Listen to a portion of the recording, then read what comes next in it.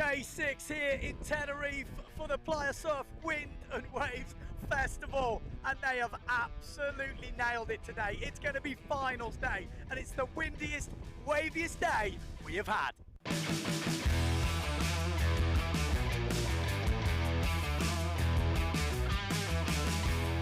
Good morning. Supposed to be a great day, and it's going to be a great day for all of us. So the plan today is 15 plus 3. There's going to be 2 jumps and 2 waves. Jumps has to be different. Thank you for coming. Have a good day. Yeah, I'm about to go to the water. The wind is nuking. I'm rigging 3.6 on my 81. I'm just going to try big moves, push forwards, tall doubles. Yeah, so it's really windy. I'm rigging my 3.7.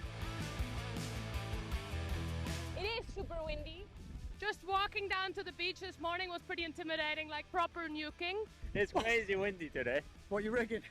3.7, 3.5, 4.0, 4.2. What size? 2.5. 2.5. No, it's impossible 2.5, so I don't know.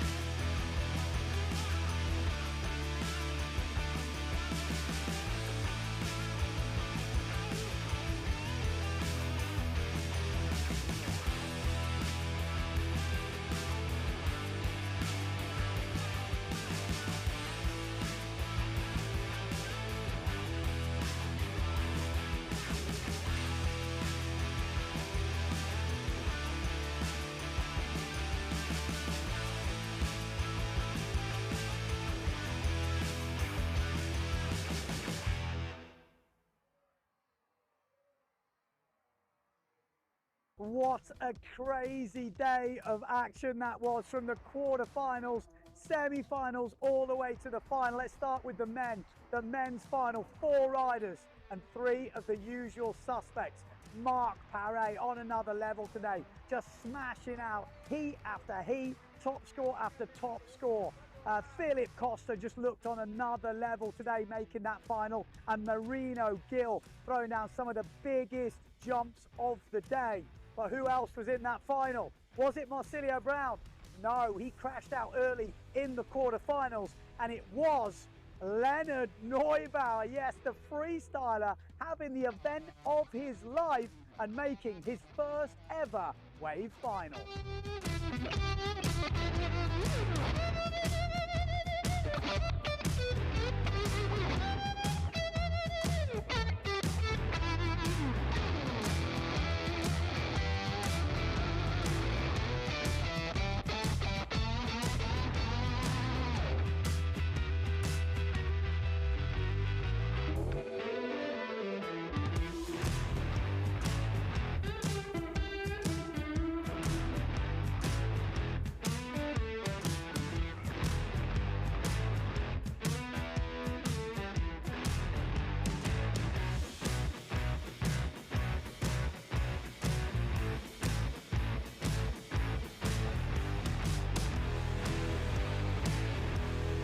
So how would it play out in the final? Well, in 4th place, Leonard Neubauer. It just didn't go his way in the final, even snapped his mast at the end, so he came in 4th. I think my favorite wave event I've been to so far, including all the years I've been competing. We had incredible waves and just great for jumping too. Also my favorite sail, the 3.7. I don't know, everyone could see the final from the beach, and I could just see it from the best possible place. In 3rd place, Marino Gil. Again, had some great, massive jumps, probably the biggest ever stalled forward I've seen, but didn't quite get the landing, so he ended up in 3rd. Yeah, the conditions have been amazing. It's been super windy and super wavy, so I loved it. It feels like home. So yeah, I really enjoyed the final. It was really hard. Everyone is sailing amazing, so I'm super stoked on this. And then it was between Philip Costa and Marc Paré for the title. Costa couldn't find that push forward. The conditions here today were amazing. We had proper Medano conditions, like really strong winds, good waves, and yeah, everything was perfect. And the final, unfortunately, I was unlucky. I broke a foot strap straight in the beginning. Had to change the board and ran out of time, and then I didn't have a good heat anymore. But yeah, still happy with the second place. I mean, Mark sailed amazing, but yeah, I still wished I had a few more minutes left. But yeah. So it was Marc Paré who absolutely smashed that final. A perfect 10 and a 10 in the jumps. Crazy stuff from Paré, and just smashed it on the wave. A deserved title for Paré, and that makes it 3 wins out of 3 in the last 3 Tenerife competitions. Well, I really can't believe it, you know, like this event I had so much pressure, you know, it just feels unbelievable. And on top of that, the conditions were completely different than the other years, sorry. Like it was super windy, and Philip like that is a killer, you know, he's won here 8 times, I think. So, you know, and the same with Marino, you know, like everyone was ripping. So, you know, I was not really that sure, but I just tried to focus on my game, and it paid off.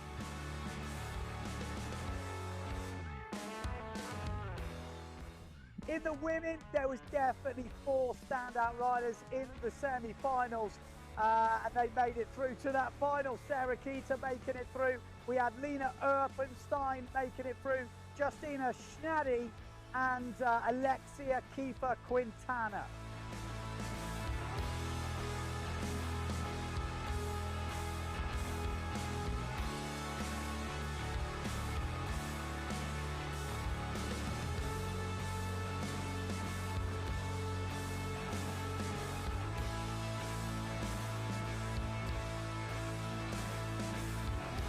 It was a really close final, but in the end it was Justina Schnadi that ended up in 4th place, having her probably worst heat in those couple of rounds. In 3rd place we had Alexia Kiefer.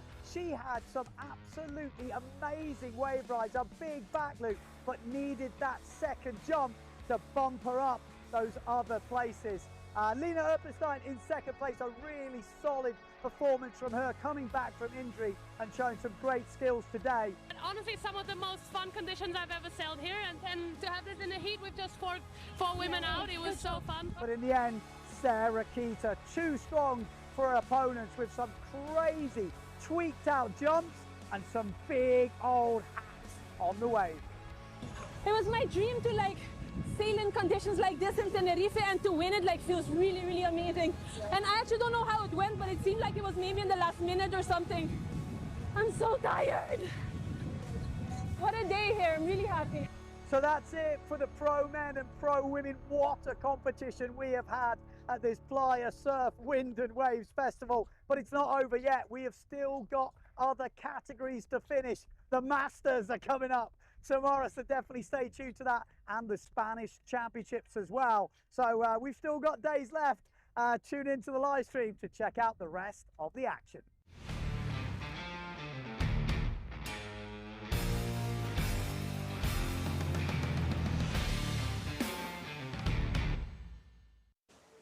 Welcome back. So this is day 7 to the Playa Surf Wind and Waves Festival here in Tenerife. You might be thinking, this does not sound like Ben Prophet. It's changed up a little bit. So today it's me in the booth, it's Finn Mellon. Why? Ben is in the Masters. So we've got the Masters running up today. For day 7, as we're coming off an amazing day 6. What do we have? We've got 2 new world leaders. In the men, we've got Marc Paré and Philip Costa. They're both #1. And then in the ladies, we've got a new female leader in Lena Erpenstein. Conditions today, they're similar. Same wind, it's maybe slightly a little bit less. I think people on 3.6s, 3.3s, so it's still definitely windy. We've still got the swell. And then we're kicking off the day with the Masters, which in the first heat, which we will be starting anytime now, we've got Alexander Vasquez. We have got, oh, it's just disappeared from here. In the first heat, we've got Alexander Vasquez, Stefan Quintart, Guillermo, and Alessandro Mazzetti. So here we're just lining up.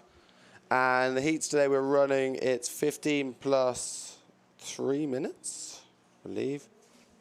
15 plus 3, 2 waves, 2 jumps to count. Again, as we said, we've got wind and waves, so that's why they're still counting the 2 and 2. And we've got all the action. Again, these guys, they've all done it before. They've got all the skills, so we're going to have a great show. And so we're just about to start. We're about a minute off, and there we go. That's the start of the heat. So let's try and see this a bit overexposed. Can't see much. Let's see this first run, if we can see what the riders are going to do on the first run. We go a little bit slow off the beach. I guess there's that little bit wind shadow, but here we got Alessandro on the red Severn just here. I believe he's on a 3.6. Hello.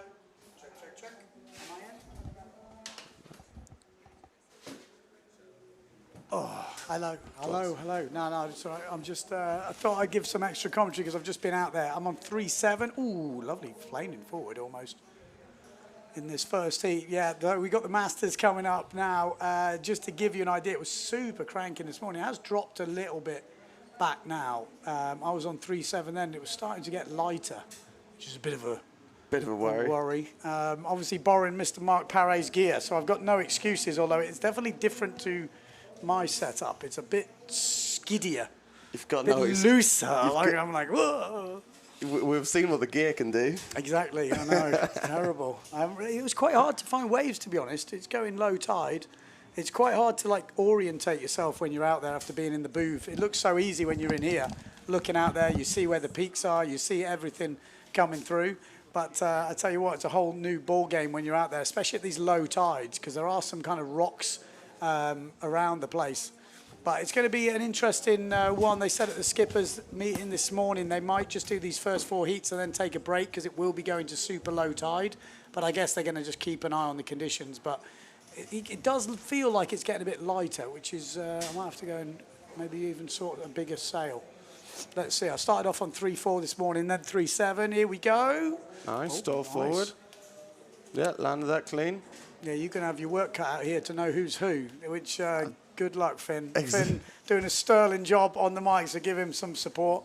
And yeah, we'll see how it goes. 15-minute heats, 2 jumps, 2 waves to count. Oh, there's a big backy in the background on the duotone. That's decent landing. Yeah, if anyone in the comments also knows about more things about the people, let me know. I've been down the beach this morning trying to, gather some information on each rider. Okay. So we've got Laurent on the gun sails. I think Laurent might be sponsored by Arthur Rutkin. I've heard this. Yeah, he's in heat 3. He's in my heat. Okay, he's sponsoring Arthur. We've got Alexander. Ooh, nice push loop. Who would that be on the Ezzy?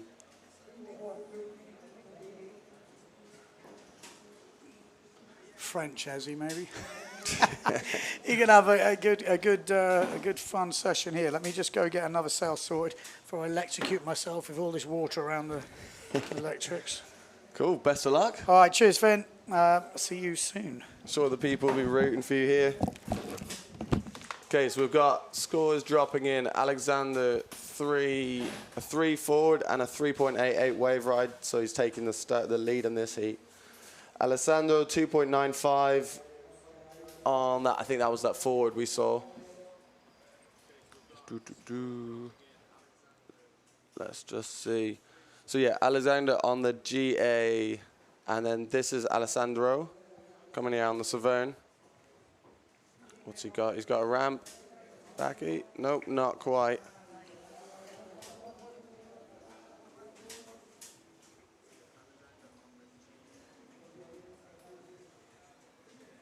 He's getting washed there on the inside.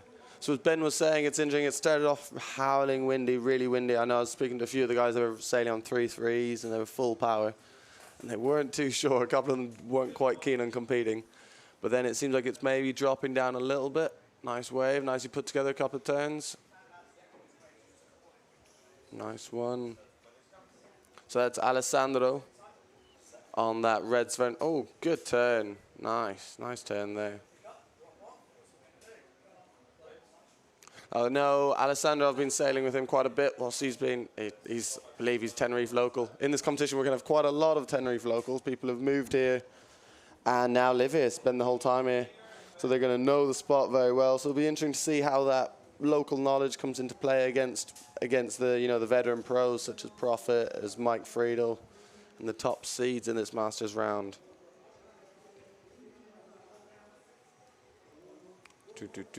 So we've got another score. So it's, and again, if this first round, we're not going to have any losers, so no one's going home. So the top 2 advance straight through to the elimination round 3, and then, oh sorry, I take that back. So the winner of this heat is going to the semis, round 4. Second place is going into round 3, and third and fourth are going out into the redemption round. So as I said, no losers in this first round.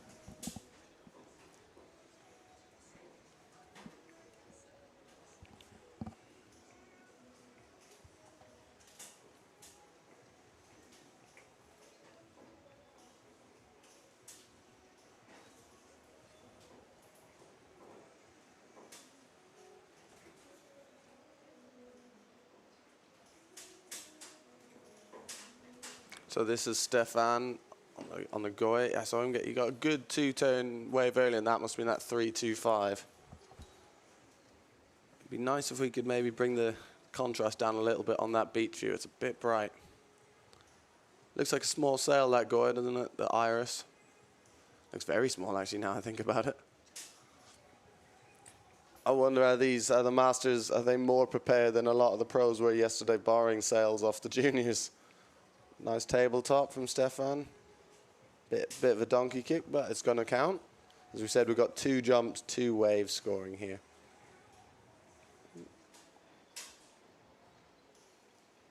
Alexander just going down there on the inside. So Alexander Vasquez, another Tenerife local now, living here, made the move here. And can you blame them for this sailing from Venezuela? Again, this year I think he was the only Venezuelan, because of course we don't have Ricardo Campello this year. So we'll give a shout out to Ricardo if he's watching from home. I'm sure lots of people at home would love to see Ricardo competing again in this event. You know, how many times we've seen some amazing moves from him. But again, on that side, are we seeing a bit of a changing of the guard? If you look at yesterday's final, the young guys taking the charge. Maybe the Masters is going to get super stacked. There we go. That's a bit better on the colors. Nice turn. So that's Alessandro. Good turns. He's putting together a good heat. He's scoring 5.65 on his back lead. That's going to, I think, in these rounds, that's going to be a big keeper score on the back lead with 5.6. So he's going to improve that 0.5 wave for sure and pretty much solidify that third. There we go. So what did he score on that? Another 3.88 on that wave. And now he's been rewarded by ending up on the rocks.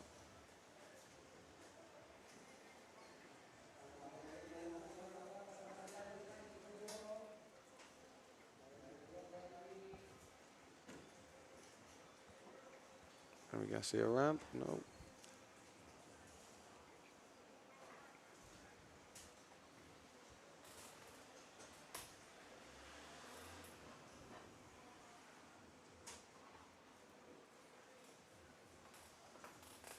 So we're down to the last 6 minutes of this heat. Again, today we've gone for the longer heats, just with the fact we're going 2 waves, 2 jumps. It's nice to give the competitors a bit more time. And as we said, Pick's really done a great job on choosing the time here, so we're in no rush. You know, we've got a couple more days left of contest. Tomorrow still looks windy. But I think today we're going to try and get it all done and dusted today. So what's in the running order today? We've got the Masters, we've got the Junior Girls, and we've got the Pro Junior Girls. We've got, I think it's 1 more heat for the Pro Junior Girls to complete. And then this bracket. So we've got 16 Masters. So we've still got plenty of heats. I think it's 15 heats we've got to sell today.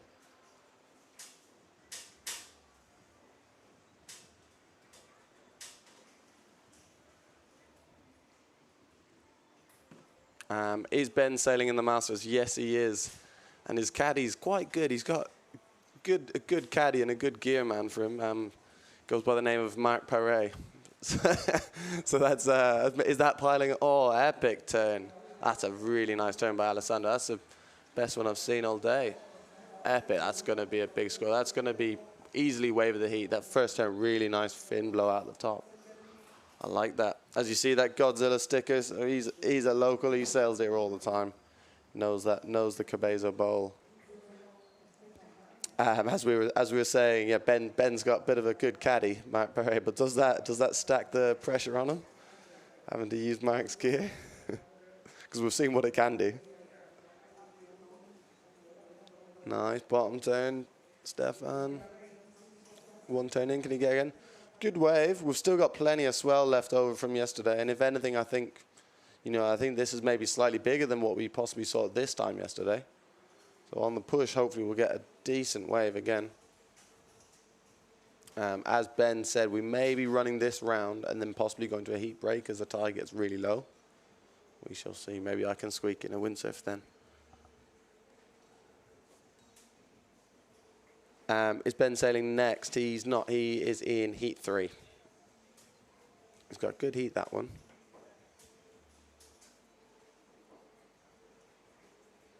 So Alessandro, 20.48. That's a really decent score. I think we can pretty much say that the battle for second place is on, and Alessandro's putting himself through to the next, well, skipping 2 rounds. So it's the battle from, yeah, and they're all in it from 4th to 2nd. You know, that second place is not sealed up. But at the moment, Stefan is putting on a good showing to keep that one. Nice back loop. Nice, that's going to be a good score, that one.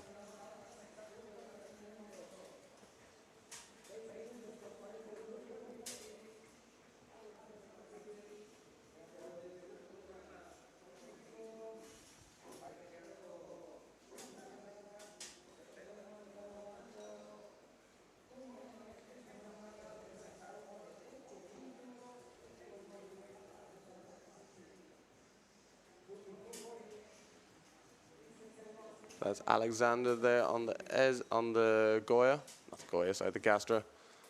Get my colors mixed up.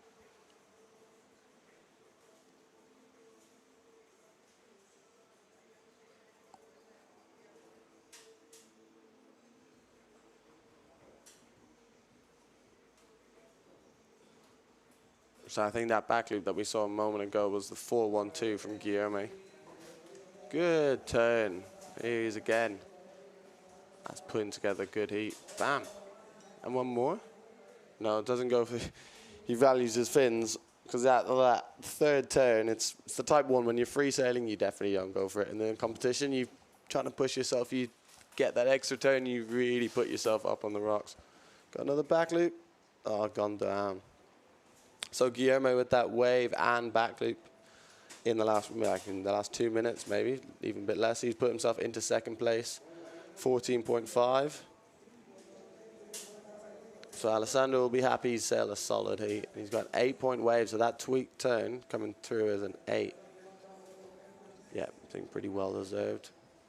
As we saw yesterday, it'll be interesting to see if the scale is, you know, if they're scoring the same similar things. Yesterday they seem to really liking that open face, big gouge, big spraying turn. And that scored a lot of points yesterday, and it looks like 8.25 that they are liking it. It's going up even more. Again, as Ben and I were speaking yesterday on Profit, we were speaking about the wave scores. It's nice to really see some wave scores carrying a lot of weight, because especially in the jumps, yesterday we've seen so many of the doubles and the push forwards, stall doubles and the push forwards counting straight 10s. So it's good to see the waves carrying a good bit of power behind them as well in the scoring, because sometimes they can get a little left behind. Ooh, that's a set.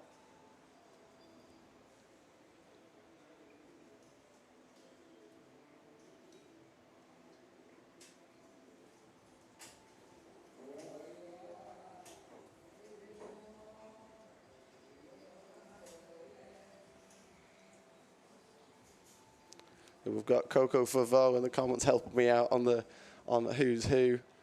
And there's Stefan there on the wave. As we were just saying, it's a shame not to have Coco here in the event this year. Sailing at home in Brittany, but, well, maybe not sailing. But yeah, no, we missed her here in the competition again. She's always done so well in the waves.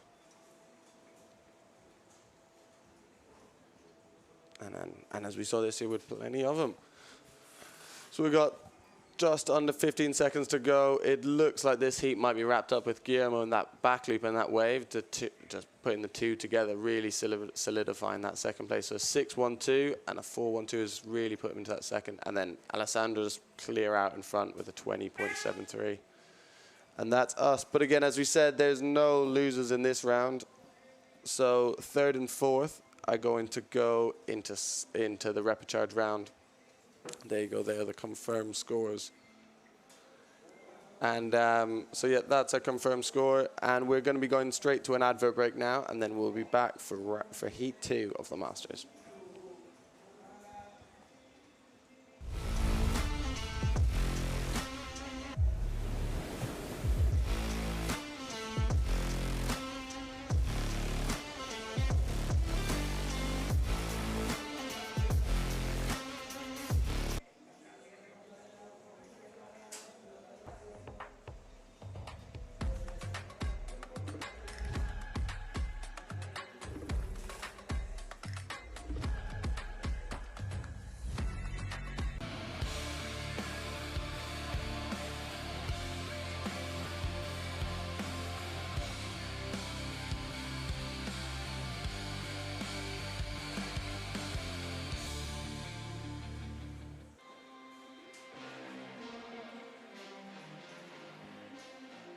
I really love the Dragon because it has a great maneuverability, power and wind range.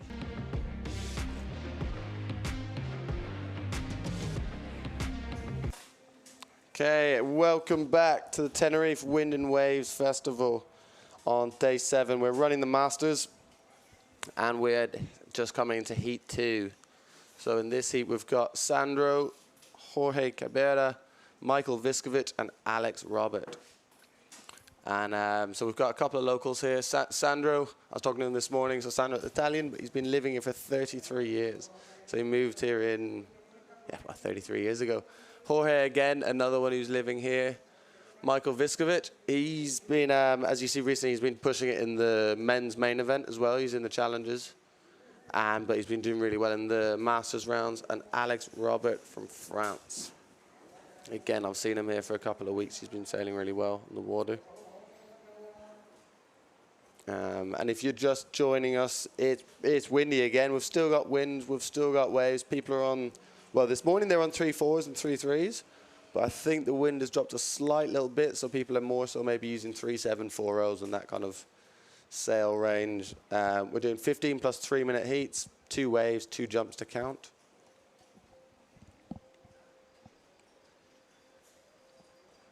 We've got 20 seconds counting down into this next heat.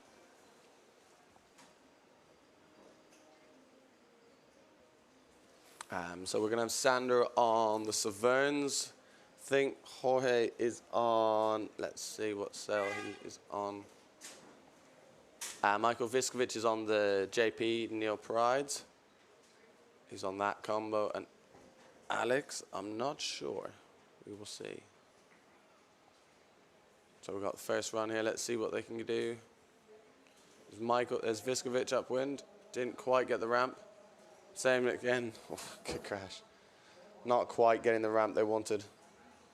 I think we may have seen a forward. Okay, so we've got 2 Neo Prides in this heat. Ooh, bam. Nice jump. Nice forward. And this is Jorge. Bam. Good. Oh, just going down on the landing there on the stall forward. And I think, shove it. It's interesting. Let's see how we're going to score that shove it. So I think that is on the downwind side. Now on the pink Neo Pride, purple Neo Pride is Alex. I think and then it's Michael Viscovich just who's coming back towards the beach now. So I'll do my best to differentiate those two throughout the heat. So I think we're gonna, scores are gonna be all quite close at this stage. No one really got a full breakthrough one. Quite intrigued to see how that shove it scored. I don't think it's gonna be a massive score, but again, it might be the difference, that second jump score. You never know. So Michael scoring a 4 for that forward. Here we go. Here's Sandro on the Severn. Looks pretty powered up here. That's a small one. Yeah, this morning he was rigging 3.3 and 3.6. So 3.7 for the forward from Alex.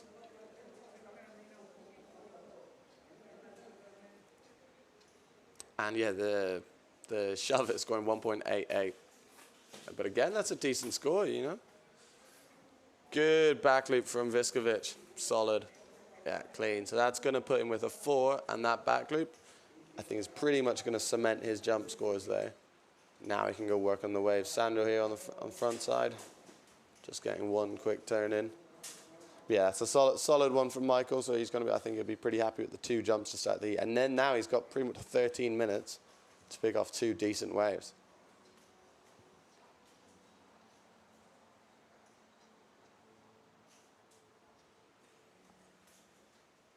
We'll see, and then yeah, and look, he's just sat out back now waiting for a wave. And this is Alex. Bam, nice frontside turn. Again, not much of a wave. Out back, down we've got Michael Viskovic on a better wave. Sandro, big backy. Oh, just going down. Sandro living here, lived here for 33 years. He's pretty much always on the water. He's running the, he's where I'm keeping my gear actually at the moment. He's got a gear storage, so if anyone's been to Tenerife, I'm sure they will have met him on the water or even get their gear with him there. There's a nice right beside Cabezo.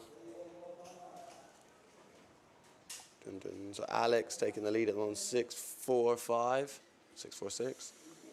In second place, Michael Viskovic, but he's going to jump to first place when that back loop score comes in. Saying that, we've been waiting a little bit for that. I'm sure it's going to come in a minute. I was just thinking maybe I got confused, but there we go. Back loop 5.53. Decent stall forward. Nice forward from Jorge. Yeah, decent forward. So yeah, and he's got back loop 3.7 or 3 back loops. So we're gonna, it's close, it's tightening up for that score. But as we see, Michael in a pretty commanding position now, having that 5.53 backy and the forward. So you can just work on the waves. We've got Alex on the inside, decent wave. And 2 good turns. Can you go for another one? Going again? No, he's right down in that shallow bit on the bunker down there.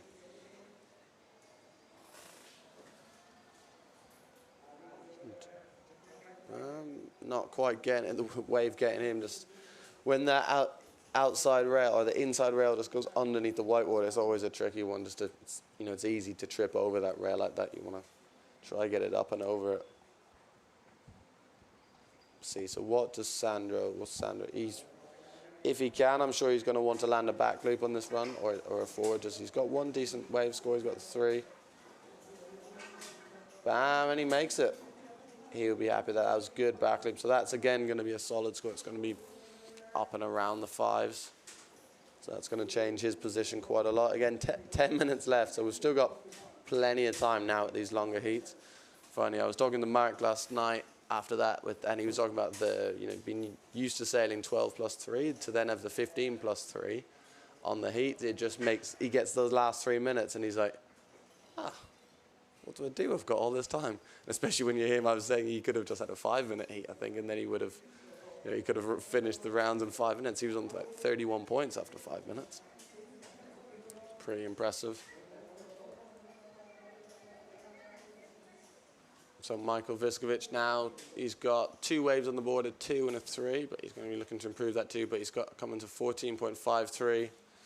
Sandro's back loop coming to as a 6, so that's, again, that's a big score in this heat. So he now just needs, well, if he gets 1 more wave, he's in a real solid place. But he's going to be looking for, I think he's going to be wanting a stall forward or a forward at this one. You get that in the bag.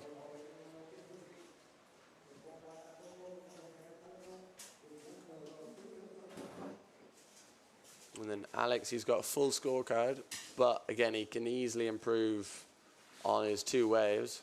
Sandro's going to have a forward here. Let's see, he's got the ramp. No, not quite. You can see he wanted it. Alex working that wave, so he's going to replace that 0.88, I think. He's already got 1 turn in. Well, not quite.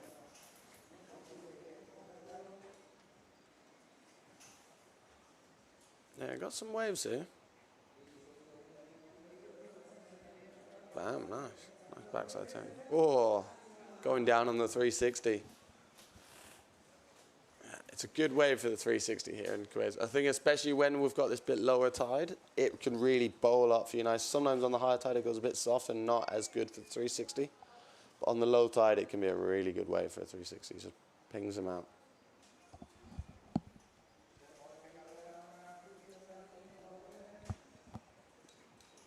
Ooh, forward, stall forward. Yeah, stall forward for Alex, so that's going to improve his. That's going to get rid of that shove it out of his score. Oh, no, sorry, he's already got a forward, 3.7. So, maybe not going to improve on that. Might improve on it slightly. But he needs to work on the waves, because he's got two... No, he's got his jump scores are decent. But I think where he can really pull up on the scores is getting rid of those... Well, getting rid of both scores on the waves. If I were him, I think I'd just wait on that. And yeah, Sandro's pulled up into second now. But I think we're going to see a forward come in for him at some stage. He's going to want that.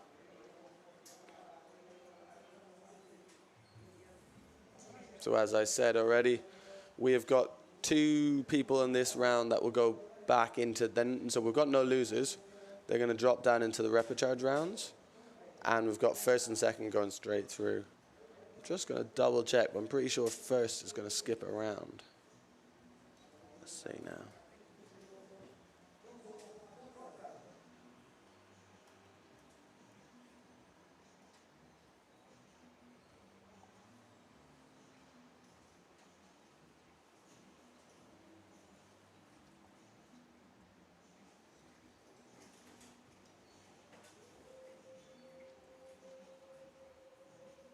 Not too much going on at the moment, just waiting for waves.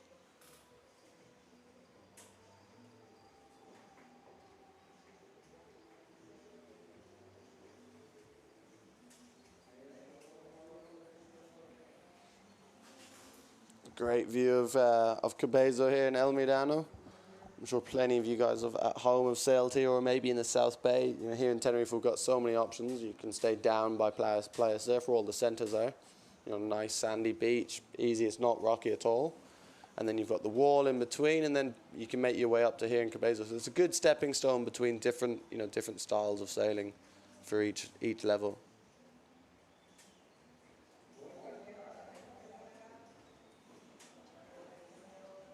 Here you go, Sandro. So Sandro's changed. I think he's changed down there. I'm just trying to think, because this morning he had that 3.6 and 3.3. So I'm thinking he's changed down. He wants the forward. We're gonna see it, and because yeah, he needs it as well. Oh, he's gonna. That's a great back loop, but he doesn't need the back loop because he's already got a big score on the back loop. He's got a 6.12. So he needs a forward more than that. So I think it was better than the first one, so he will possibly improve a little bit. But where he can really improve and jump up the scoreboard a lot, well, definitely take back second place, is with a forward. So hopefully on the beach, people changing their sails, we're telling them to do it forward. And as we were talking about that, well, and Jorge is in second place now at 2.62 and a 2.75. On his wave and back loop, and then he's got 4.88 on the wave, so that's what's really holding him up there. And again, he can improve pretty easily on the other wave, I think. So the one, now that we're coming up to 4 minutes left, the one who I can see really changing is Sandro. He just, again, if he gets that forward in, it's completely different. He's maybe going into first if he gets that forward. As Viskovic has got a pretty solid scorecard. Someone needs to tell him, do a forward.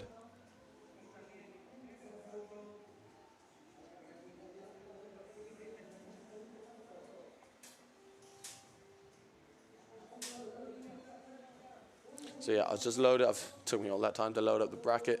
So yes, the winners of this heat will skip straight into the semis.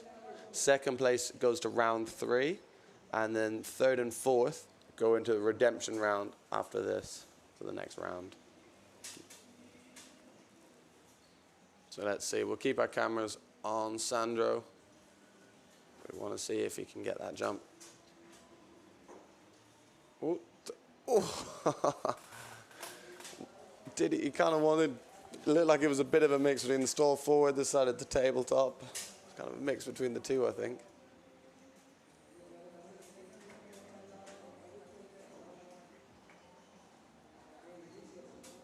So the winner of this heat will go into heat 1 with the winner of the last heat, Alessandro.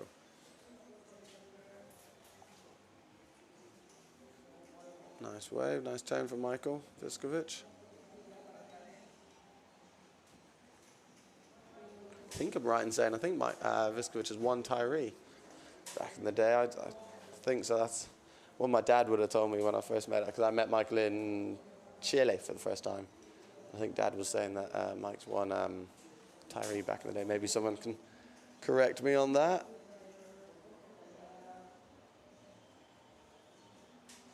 And we're seeing just a few people waking up to the stream. So as you can imagine, this is not Ben Prophet. I don't sound like him. And that's because Ben's in the next heat. So worth watching for that. And I'm Finn Mellon, Finn from Ireland. I've been commentating the last few days with Ben ever since I had a bit of a disappointing heat in my first heat. But so I've been sat in here doing it with Ben. It's been great fun. But I'm intrigued to see what he's got. The last week he's been hoping for the wind to die. He doesn't want to sail this super windy 3-3 conditions. He's been hoping it's more like 4-5. Nice and easy conditions for the Masters. But that's not what he's got. It's going to be on 3-7, I think, in this one. So as we come down just about a minute and 30 seconds to go. Again, it's close for it's close for all positions. I think Michael's going to be pretty safe to at least get through in the first or second place. Because at the moment he's got a pretty commanding lead in first. But then that battle for second is very close.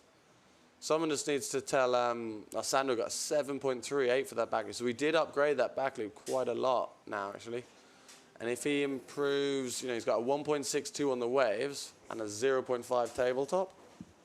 If he can get it forward, he's easily through, I think. But if he can improve on that wave as well, then he's going to be then he could be coming up to Viskovic. We're down to the last minute. So let's just keep an eye on Sandro here on this black Saverne. It's going to be interesting. Let's see if he's got a ramp. Something going down there for Jorge. Oh, Sandro, so what has he done? He has moved into second. He's improved that wave score. That's put him up there. And there's the forward. And he landed it. So, yeah, I think that's pretty much going to put him into... Oh, and Jorge's moved back up to second with that improved score he's just got there. But I think we're going to see another change, because that forward was definitely better than a 0.5.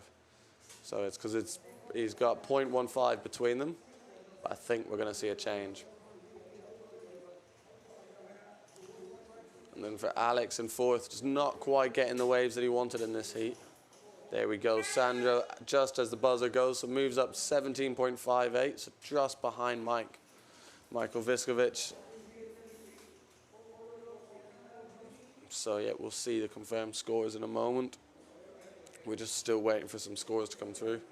So forward scoring a 3.33 for Sandro.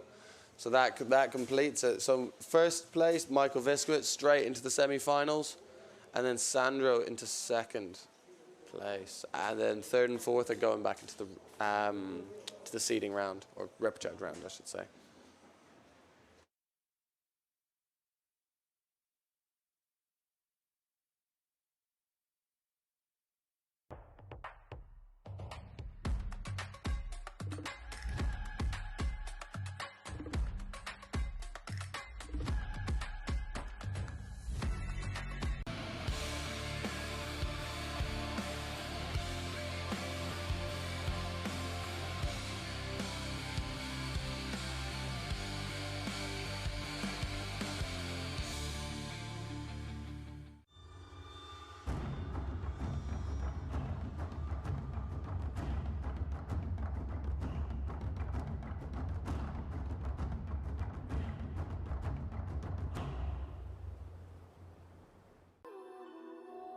La KS3 Lithium es tan ligera que se convierte en una extensión de ti. Descubres una nueva forma de sentir la ola. Y ahí es cuando nace tu surfing más creativo. Welcome back to the Tenerife Wind and Waves Festival, brought to you by Playa Surf Hotel here in Tenerife. And we're moving on, we're getting through the heats, so we're in the Masters round, and this is heat 3. We've got everyone's fan favorite in this one. We've got Ben Prophet, Ismael de Nazaro, John McLawrence, Justin Vanderloo, and Laurent Guillerme. So this is a great heat. Thankfully, I know a few of the people in this heat, so I can speak a bit about them. Of course, everyone knows Ben, and I was just saying he's been a little bit afraid of, if it's been howling windy. So we'll see what he can bring through. Got John McLawrence from the UK. He's been doing a couple of these Masters competitions over the years. He's been doing Poser a few times. We got Justin Vanderloo. This is his first time in the Masters. Justin's a good friend of mine from Holland. He's joined me on a couple of my wave camps in Ireland. He's a good traveller, likes to say, and he likes proper good windy waves, and a lot of bit of jumping. But he's just coming back from a pretty serious knee injury in Tenerife, in Cape Town. But he's back on the water here in Tenerife. And then last but not least, we've got Laurent Guillerme. And Laurent, I was talking to him this morning. He's been sponsored by Arthur Arukin this morning. So Arthur's been rigging his gear. He's got Arthur's sails. So we're going to see Laurent on the gun sails. Justin's on his red Severns.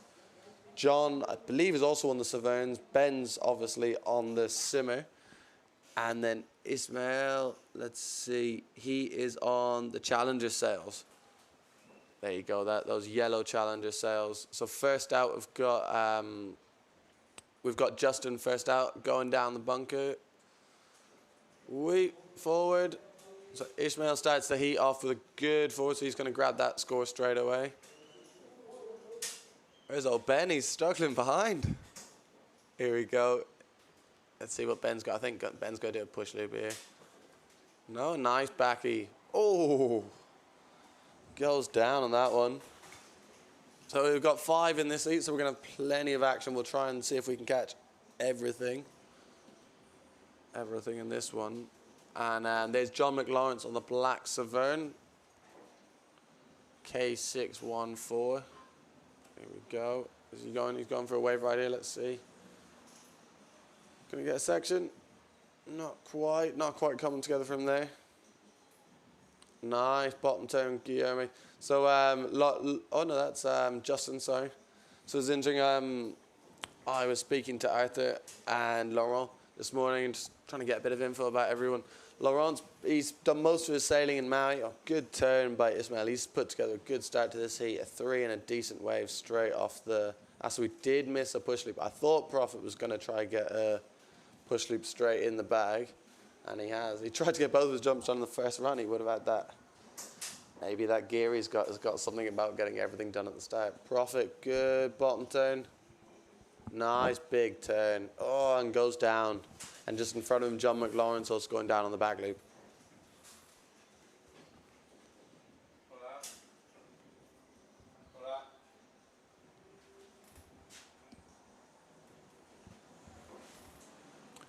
So we've got a 7 coming through for Ismael on that wave, that good 2-turn wave. A forward loop coming through is a 3-point flat. And he wants the back loop, not going to quite get it. Justin just on top of him. Goes down on the backy as well. So it was cool. Justin he came down we had some coffee the other day, and he was thinking of doing the Masters. He wasn't too sure. So I was just like, you've got to do it. You've got to do it. This is your chance to be in the event. So it's good to see him doing his first Masters event. And so what we've got in the scores. So Ismael going down that back loop, 7.5. Ben Prophet on 5.60. Pretty much that push loop scoring. That's a solid score on the push loop, 4.6.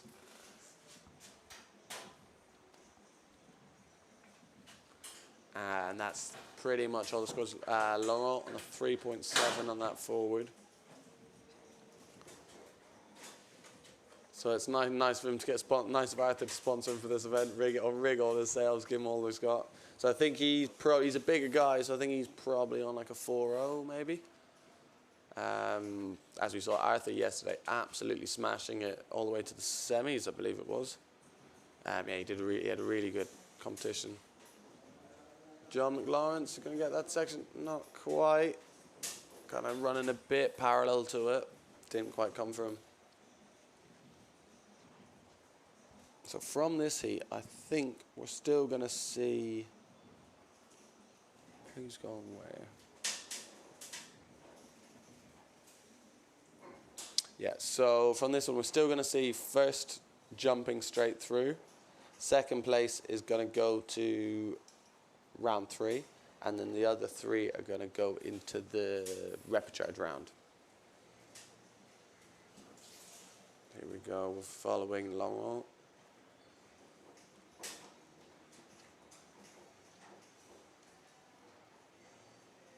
So he was saying he does most of his sailing here nowadays. He used to live in Maui for 18 years. He's done a lot of wave sailing. I think he's got a pretty decent result in the Aloha Classic. I think he's gone a top 10 in the past. Which again, anyone who watches the Aloha Classic knows just how difficult that is to achieve. So we've got some small scores coming in from most of the competitors. Laurent 3-7 on that forward. Ben 4-6 on his push loop. And then, but other than that, Ismail is really the only one who's kind of put together, 2 solid scores so far. So I think we're still going to see a lot of changing going down in this. That one riding away way down the bunker.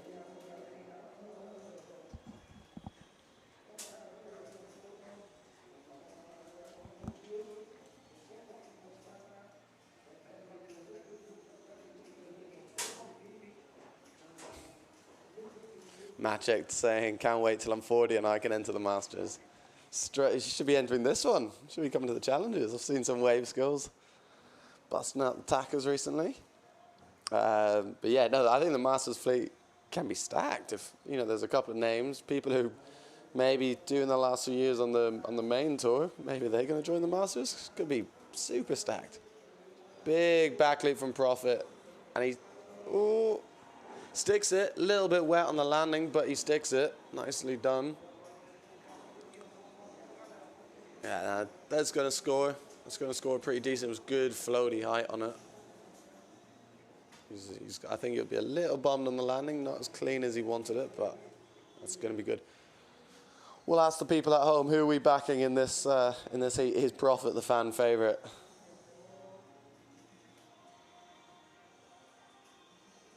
So we're down to 8 minutes and 30 seconds, so still plenty of time. That's not one of our competitors, that's Sammy Ferrero. So here we go. Now we've got some scores. So Laurent with the push, we didn't see it, but scoring a 3.33 on a push loop. Prophet scoring a 5.62 on the back loop. So they liked that. Didn't score him down too much on the landing. Well, I guess maybe they're scoring the height, and because that would have been a high 7, I think, if he had landed that clean. And here we go. Prophet on the bottom turn. What's he got? Nice turn.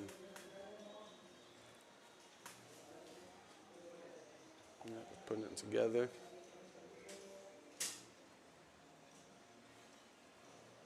So as we were saying, so Laurent's got both his jumps in the boards, and now he just works on need to work on the waves, which I think for him that's probably going to be a nice thing. He's a wave rider. He likes the waves, and Ben is into the lead there. So waves going to 3.88. Who needs what? So Laurent needs some waves. Justin needs some jumps.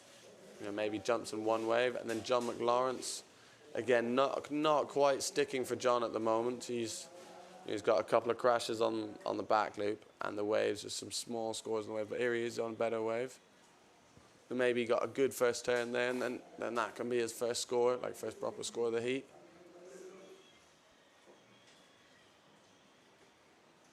Yeah, Prophet on 14.97, so just under 15 points. Ismail, I haven't seen much of him the last few minutes. He started the heat off with a bang, and then he's just been waiting. We've seen a forward, nice landed forward there by John. So John's going to get that score on the board. I was saying, we saw, here he is. Saw loads of Ismail at the start, but I haven't quite seen him. What's he need? He's got 4 on the wave, which is a decent wave score.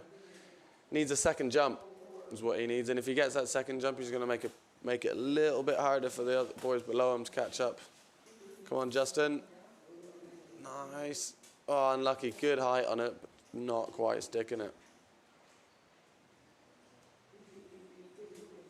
And now he's getting worked by that set. That's not what you want. If you land it and then you get worked by the set, it's, you know, you're not going to mind it that much. But it's like now when you've didn't land it and you're getting worked by the set, so you're getting pushed down the bunker. Here we go, Laurent. Has he got a wave? He's nice bottom turn. Not much of a wave. Maybe he's going to give him another turn. It's going shallow down there. Nice. Yeah, so that you can see that little hot building. That's what we're calling the bunker. So if you're downwind of that, you're pretty far downwind. As you just see how far the camera pans back up to. So that's the main peak of Cabeza here. But I do find myself on the lower tides, you do actually start to pull a little bit further downwind. And then again, there's many variables like what's the swell doing, all these little bits. So Ismail here trying to get his second jump in. Wait, backy. Not quite going down on that one. Again, he sailed a very good heat. And you do see him sailing here a lot. I think pretty sure, yeah, he's another one of these Tenerife locals, which we've got a lot of them in the Masters.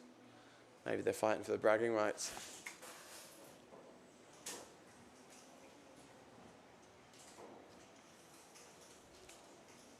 Justin just driving out. We haven't quite seen the waves in this heat.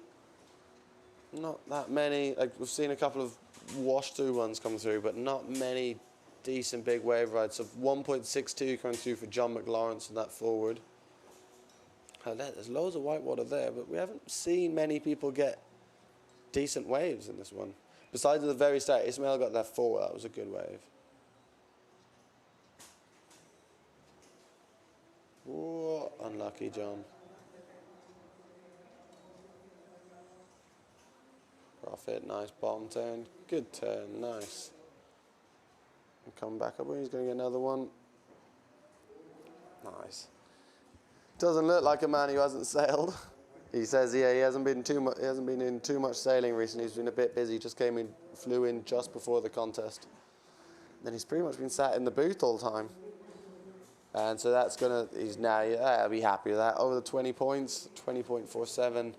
So that wave coming through as a 6. They're really liking that first big turn. So that profits looking pretty comfortable in this one at 3.5 minutes to go. So in that battle for second place, it's close. You know, anyone can get it. So I think if Ismail gets a second jump, he's going to look pretty strong in that position because his wave score, that 4 and a 3 forward, are pretty good. So he just needs a second jump. Whereas the other guys, Laurent needs some waves, so he can improve easily because he's just got a 0.5 and a 1.22. Justin on the wave. And similar for Justin, what Justin needs. He needs a second jump, and then one of those second wave rides to go up, and then he will be up into second place. So it's close.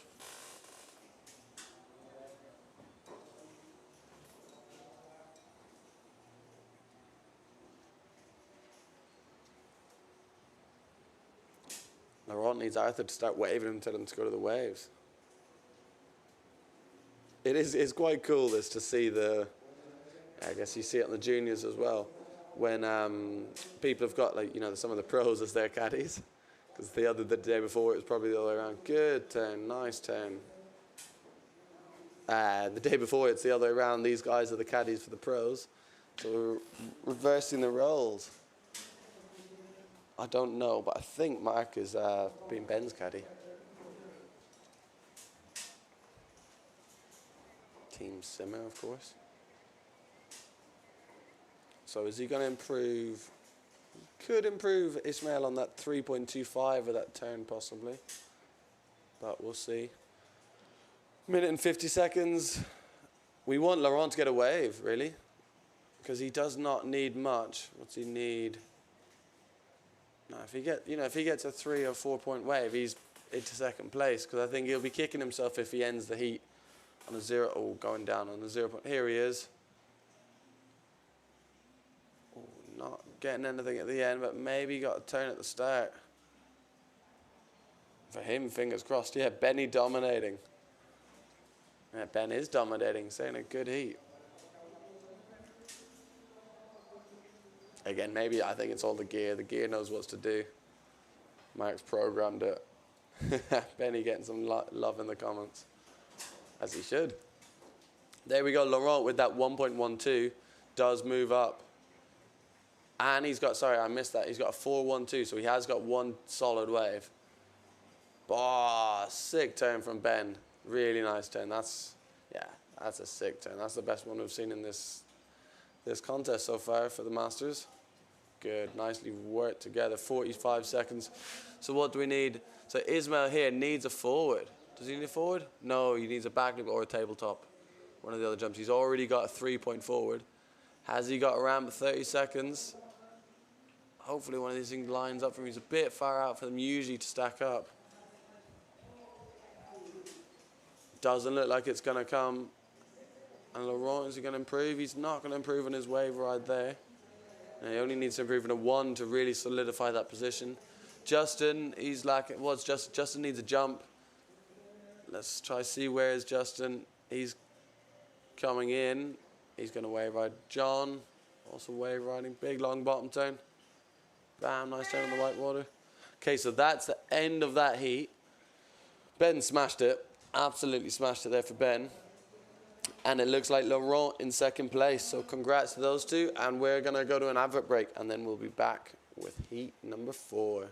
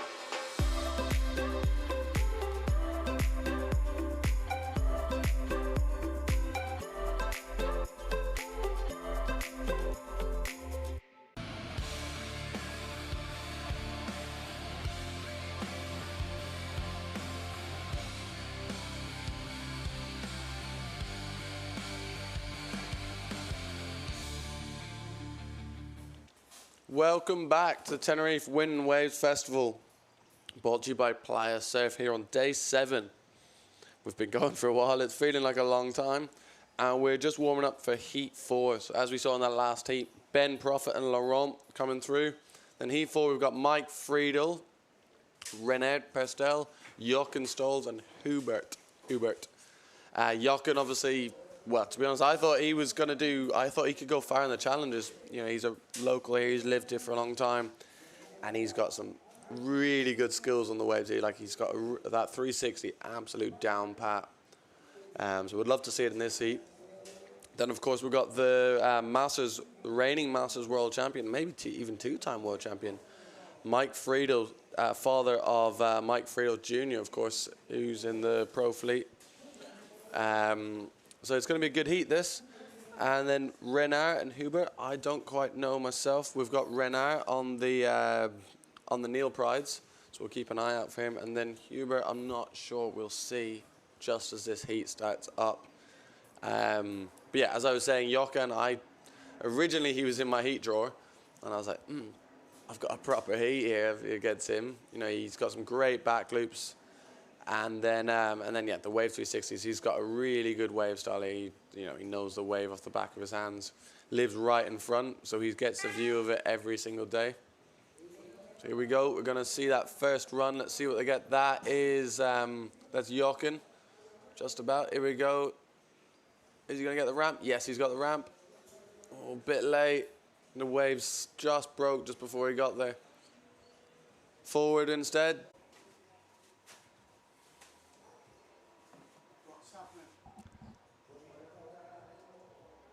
Are we back?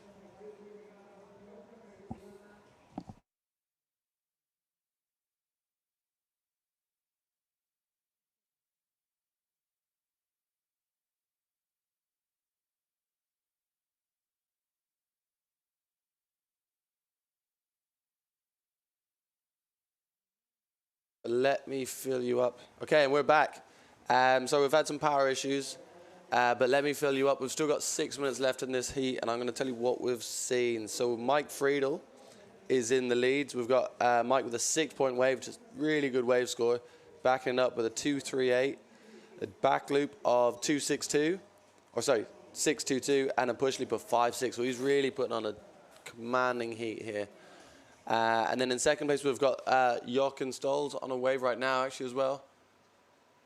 Good frontside turn, as you can just about see there. Good frontside turn, getting the fins out. And again, that's going to be a solid score, actually, for Jochen. So what has he got already? He's got a 4.12, a 2.95, a 5.92 on the back loop, and a 5.75 wave. So that's going to, I would say that's going to improve the 4.12 if you manage to see that.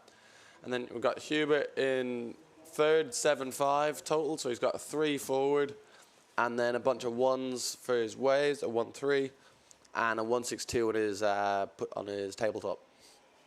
And then Renard just closely behind him. Bam, oi. So I think that was Hubert here. Let me just double check that. But as we said, and Jochen Stolz with that wave has moved into first, a 6.45. I did think it was 2 great turns. And Mike Friedel cutting around, nice one. And again, good waves here. Mike really milking that one. Bam, good turn. It's going to be an interesting battle for that first place between Jochen and Mike. They're both going to want to jump the heat because, as to remind everyone at home, whoever gets first place is going straight into the semis. Whoever gets second is into round 3. And then the third and fourth are going straight back into the repecharge round. So they will have 2 heats to get through, and that is loser goes home. Let's see. So I'm just trying to figure out which of the other sailors. This is Jochen. Good long bottom turn. He's got a section. Bang. Nice top turn. He's got some really good wave solver for here. Using that madness, of course, Danny Bruce board, which is now owned by event sponsors Futurefly. Bringing back the madness, which I think for here has been a real fan favorite, that board for Tenerife. If you remember back in the day, Julian on it now, or back in the day, Julian using it now on Goya's, but that board, he used to look amazing on it, and so Futurefly are bringing it back.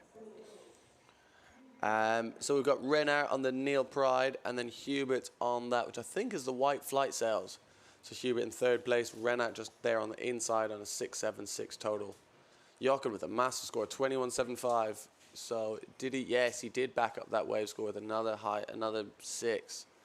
I think that was a 6.45, or was that 6.2? In my mind, it was probably the 6.25. But you know, if he can replace that forward of a 2.95, then he's got then he will have the highest score of the first round.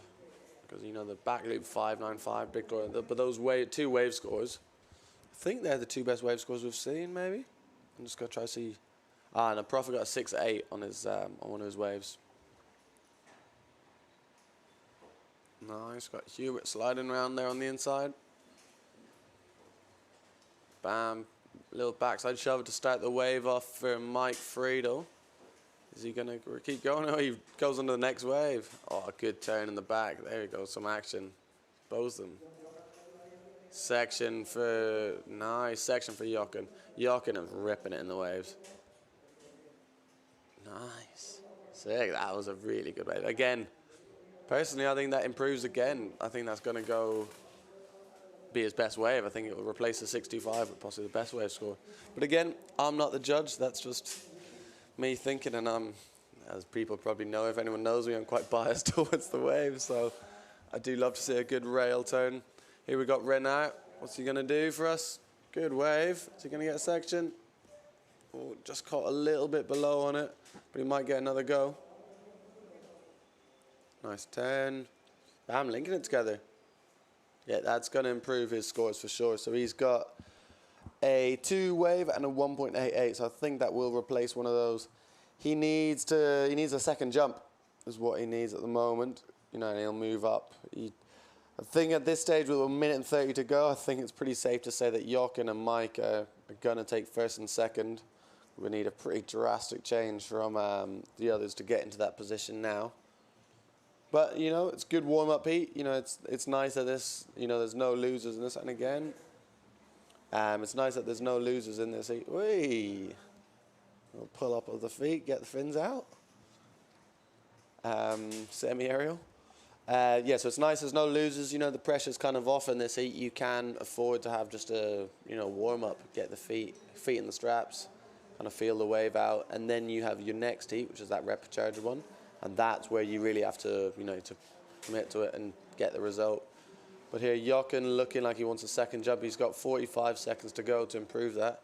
I want to see him improve that forward because he has got a good stall forward, and I've seen him do some massive forwards over the years. You know, he loves it here when it's windy and wavy. You see him, he's always out. He's sat at home able to watch it from there. Bam, good turn by Mike Friedel. I want to see the forward. Let's see Jochen if we can capture on our screen. Don't want to see that score improve and we miss it. I think we are going to miss it. Well, that's a good wave down the bunker. Look at the size of that to the right of your screen. That bit down there is where Mark was doing that push forward. 360, let's see it. Oh, no way. Wow, that was sick. That was really sick. I thought he was actually going to get caught there by the mast. I didn't think he was going to make it. I did say, catch me if I'm right, that at the start of this heat, I think I did say he's a 360 master. That was epic. So I think we're probably going to end up going for an advert break before that score comes in, but we will let you know the score because that's definitely going to be a big score. So look, as we see it now, I think we're going to wave 8.75 for Jochen Stolz, well deserved on that epic 360. And Mike Friedel in second place again, another solid heat by him. So well done to those two. They're going to move on through, Jochen to the semis and Mike Friedel to the quarters, and the other two are going to be in the rapid charge round coming up soon.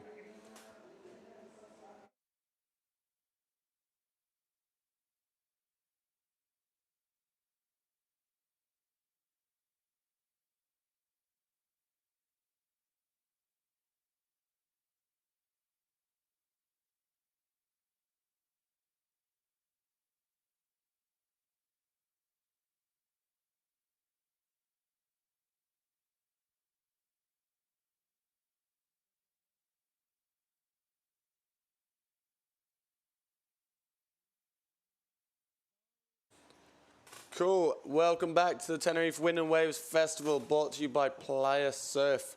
Unfortunately, we didn't catch the whole of that heat, but we did get the action at the end of that. And that was a good way to end this first round of the men. And we are moving straight into the junior girls. So we're going to have 3 rounds of this heat. So it's basically a final, but we're going to run it 3 times. And so we got Natsuki Wakasa, Fumi Atakika, Trine Gobish, and Bobby Lynn. Bobby Lynn, of course, the slalom racer, who had a real good run in the main event. So real big up to her. She's really, I think this is her first wave event, which is really impressive to see. And it's cool to see, you know, girls and some of the men pushing in from the racing side, giving it their go at the wave events. So let me just load up the bracket for this. So this is the junior girls. So as I said, we're running this heat 3 times. The last winner of this was Natsuki. She came first, Trine Gobish in second, and Fumi third, Bobby Lynn fourth. But I think since we run that, because we ran that a couple of days ago, since we've done that, Bobby's got another, you know, few heats around under her. So it'll be interesting to see how she sets up in this. I've seen some good forwards from her, and see if she can, you know, improve in that 4th place. We'll see if Natsuki can keep it. It was interesting yesterday, Natsuki, you would have seen Natsuki sailing a couple of heats in the men's event. But it was Jules and Nell, so she had a 3-4. And Jules came and had to borrow it for his heats. So you see that pink Goya there. Which I think today, because she's not on a 3-4, I think she's on a 2-6. It looked tiny. We're going to see this first run. So this is Natsuki here. Bam. Nice. Nicely landed. Clean forward. Clean forward. And then we've got, so this is Trine Gobish on the duotone. Forward loop. Perfect. Really nice forward from Trine Gobish. And then that's Fumi on the white Saverne.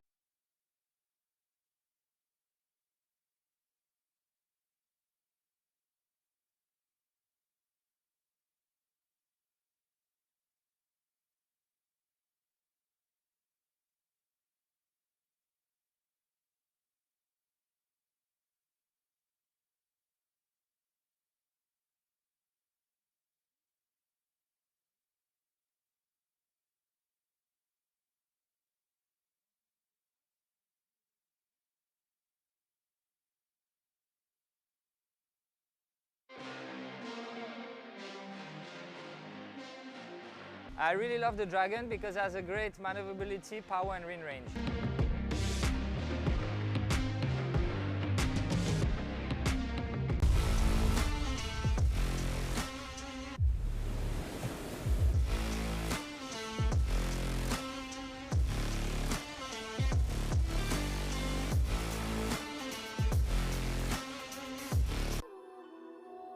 La KS3 Lithium es tan ligera que se convierte en una extensión de ti. Descubres una nueva forma de sentir la ola. Y ahí es cuando nace tu surfing más creativo.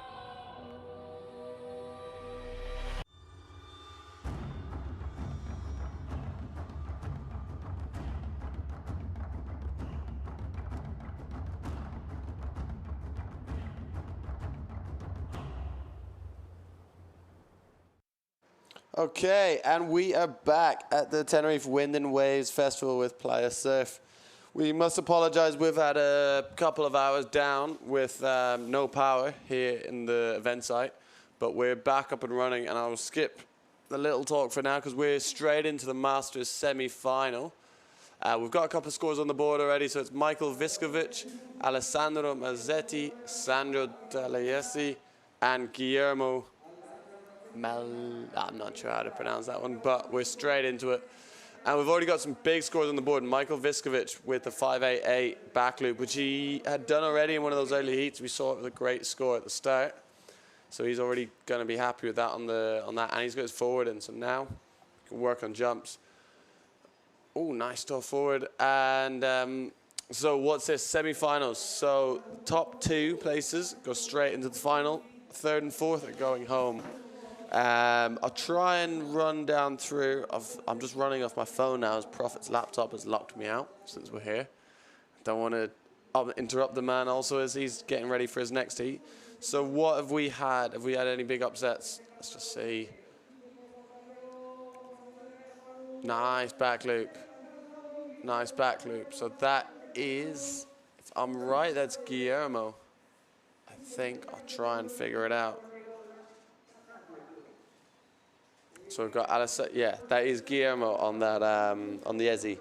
So we've got Alessandro coming in here on the Severn. Let's see what he can do.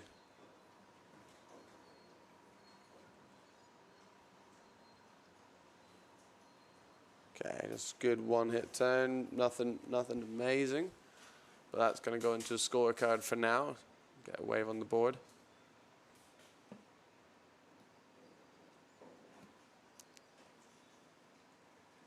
Let's just see. So yeah, that wave coming in at 2.2 puts Alessandro into first. Here's Michael Viskovic on the wave. Nice little turn. So what's happened since we have been down? So we've had a heat break, which took about an hour and a half. I jumped in the water myself. I got some sailing. Oh, a great turn by Alessandro there. Really nice turn. I was on the water. It's windy. It's, you know, was that Sandro? I think that was Sandro actually, sorry, instead. It's windy. I was on 3.7. It's pretty, pretty full power on that. So I think the guys in this heat are going to be on 3.7s. I don't think many people are going to be going much smaller than that. Actually, no, saying that, Prophet went 3.4 in his little warm-up. So we've had a couple of the ladies' juniors heats. I'll fill you in on who won those in just a moment. We're just going to watch this jump run.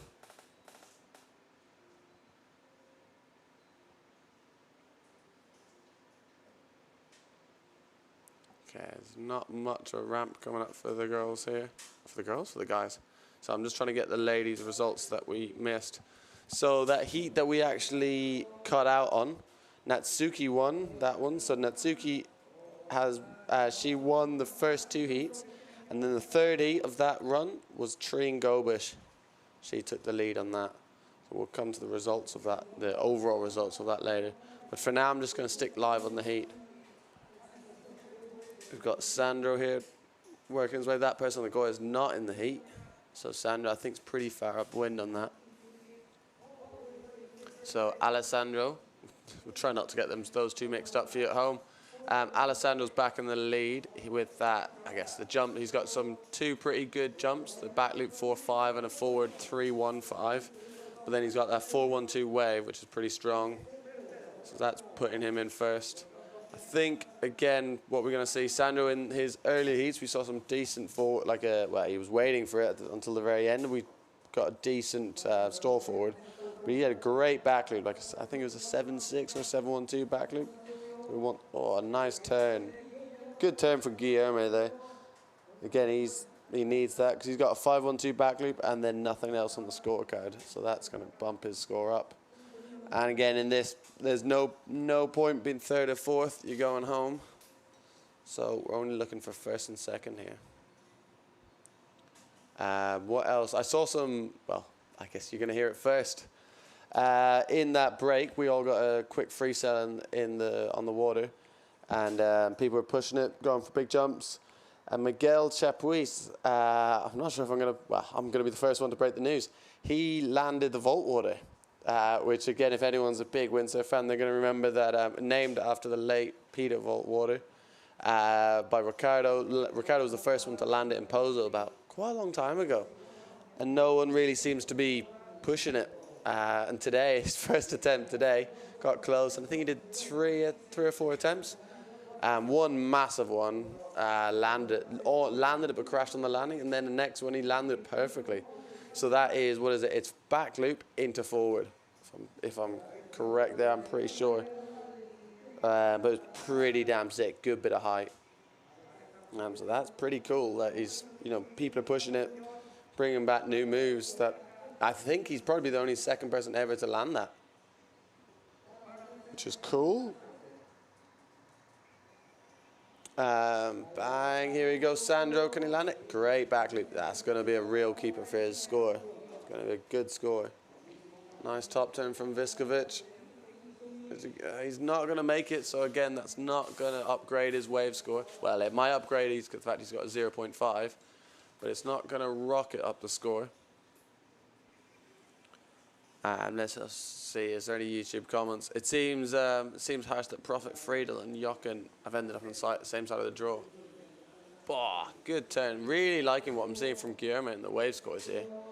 He's really going for it.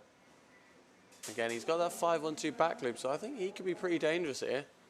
He's got two great waves, the last two waves, and then he's just relying on forward. So I would say out of the the scores to land it, the forward's the most, is the easiest score to update on rather than, if you had to land a back loop. I think the forward's an easier one to upgrade on. So we're going to see some changes. I guess if we were thinking of the top seeds in this, probably Michael Viskovic would have to be one of the highest seeds in this. And then, then it's a fair battle between the other guys. So that next heat we've got is a pretty stacked next heat with Mr. Fan favourite Ben Prophet in it.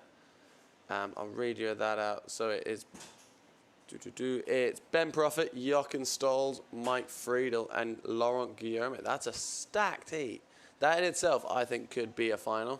So we've got obviously Laurent, the French guy who spent a lot of time Maui. When we were down, I saw some really good turns from him. And then Jochen needs no introducing. You saw that 360 was at 8.7 or something. Big score on that. Decent wave. Not quite getting the connection I think he wanted with Viskovic.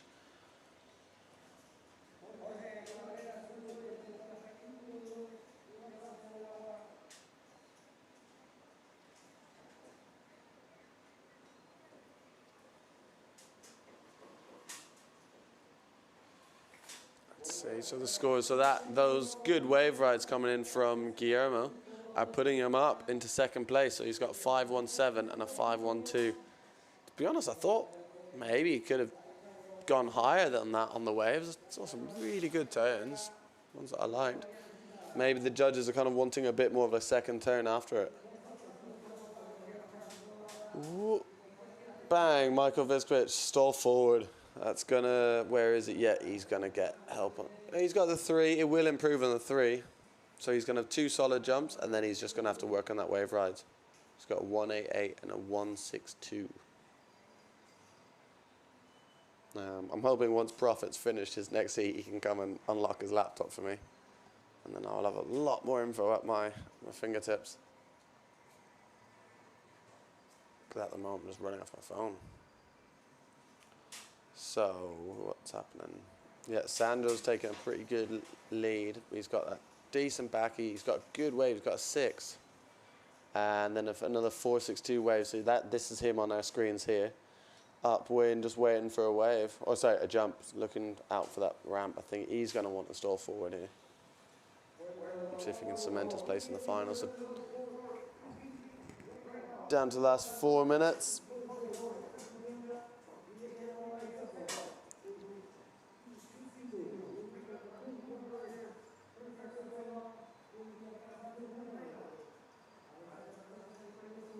Let's see, will he get a ramp? No, he's not going to get a ramp at this stage, too far out. But maybe the rider's on the inside, so who else can improve?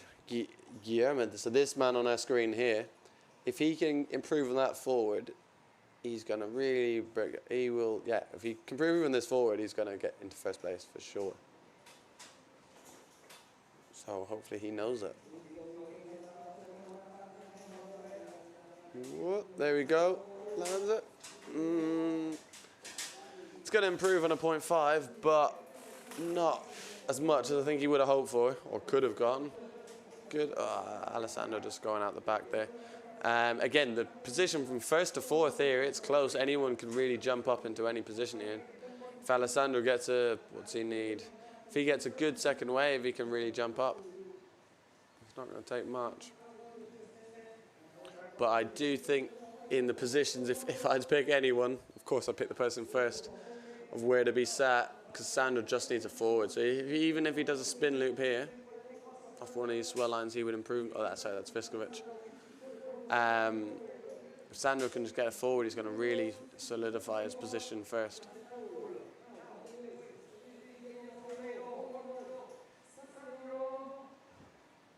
And so that forward coming in at a 1.12. Sorry, a 1.12 for Guillermo. Again, it was just that wet landing that's really hindering him there.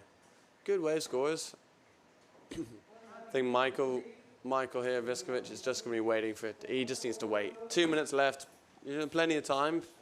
If it's either the case, do you try and get one in quick? I think at this stage, you're almost just, if there's nothing coming, just wait. Give yourself, because if you back yourself on a good wave, you can easily improve that 188. Here we go. He's coming in on something. Looks like Sandro might have the better one out the back. Okay, Viskovic is going to ride this. Let's keep this. It's a great angle. Okay, first turn. Not much. He needs more than that, I think. What? Okay, it's going to be close. It's a hard one to call, that. So I don't think Alessandro will have improved his wave score there. Will Viskovic, what's he need to improve? A 1.88. He probably will improve on that. But he needs to jump up quite a little bit now. And there you go. Sandro's got his forward in a 3-point forward. And that's just solidified his position. It's changed it quite a lot now. With 1 minute to go. Not long now.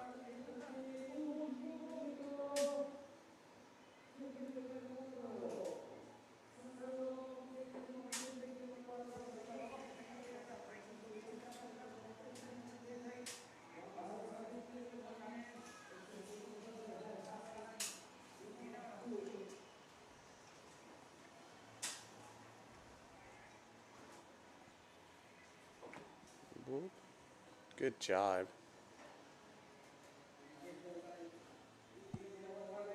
So that's Alessandro. TF6, I think that was originally TF8. I think a bit of it's just come off. Viskovic needs 15 seconds. He needs that wave score, so it's interesting. Judging by the way he fell there, I'm not sure if it's going to be that score. It just looked like he was maybe falling out the back of it. He did improve in his wave score, but not enough.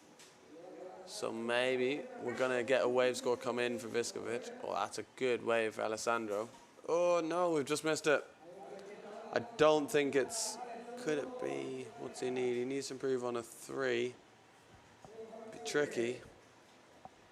Maybe Guillermo's maybe just scraped through on the edge there with that 1.12 forward.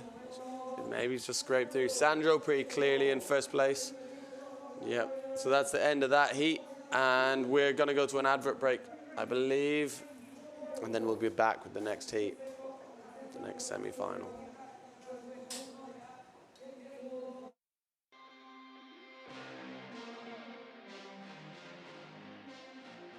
I really love the Dragon because it has a great maneuverability, power and wind range.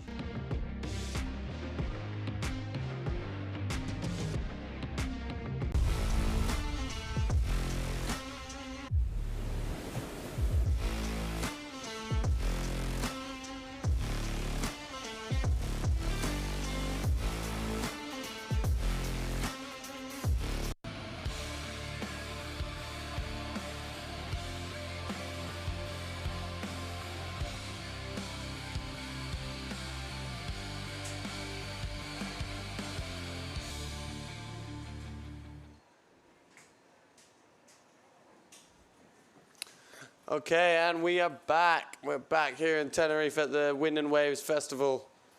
And look who we've got. Semi-finals of the Masters. We've got Ben Prophet, Jochen Stolz, Mike Friedel, and Laurent Guillerme. So this is going to be a good heat. Let's see. In the YouTube comments, let us know who's your money on. Is everyone supporting Ben? Obviously, I'll introduce myself again. I'm not sure if I did earlier, because obviously the main man's on the water. So here, it's Finn Mellon. And I'm bringing you the commentary now that we are back and live. So yeah, it's good that we got the stream up and running. We were struggling with a little bit, but it's going to be a stacked heat, this Masters heat, isn't it?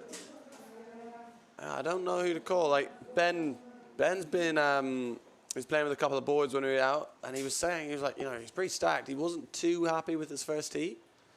He's obviously happy he got through, but he said he couldn't quite find the waves he wanted. Jochen, he got that 360. I was talking about it before the heat, and he banged it out. But again, he can do much cleaner than that. Mike Friedel, the reigning Masters World Champion, I believe 2-time World Champion. So he's going to be wanting to keep that position and would take this event out. And then Laurent, I was talking to him down on the beach, him and Arthur. So he's using Arthur Rootkin's gun sails. We'll see him on the gun sails. And here we go. So we've got first run. So we're still running 2 waves, 2 jumps to count. And that is Jochen searching for the ramp. Prophet's on the inside on that simmer. Jochen on the orange simmer. Not much of a ramp. Maybe we'll see a backy from Prophet. Ooh, small one, but he gets around it. So that's a score on the board. Not the biggest one, but hey, good way to start the heat.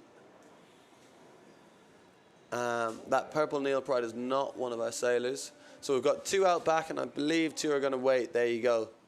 We'll see if it pays off the waiting. That's a good backloop if he sticks that. Bang. Big, massive backloop from Mike Friedel. Little bit wet on the landing, but that's a massive backloop. Plenty of projection. And then I think, as long as he landed that pretty smooth, it's going to be Laurent with a decent backloop as well. So it's definitely going to be advantage to the 2 who waited for those jump ramps. Jump ramps? Jump ramps.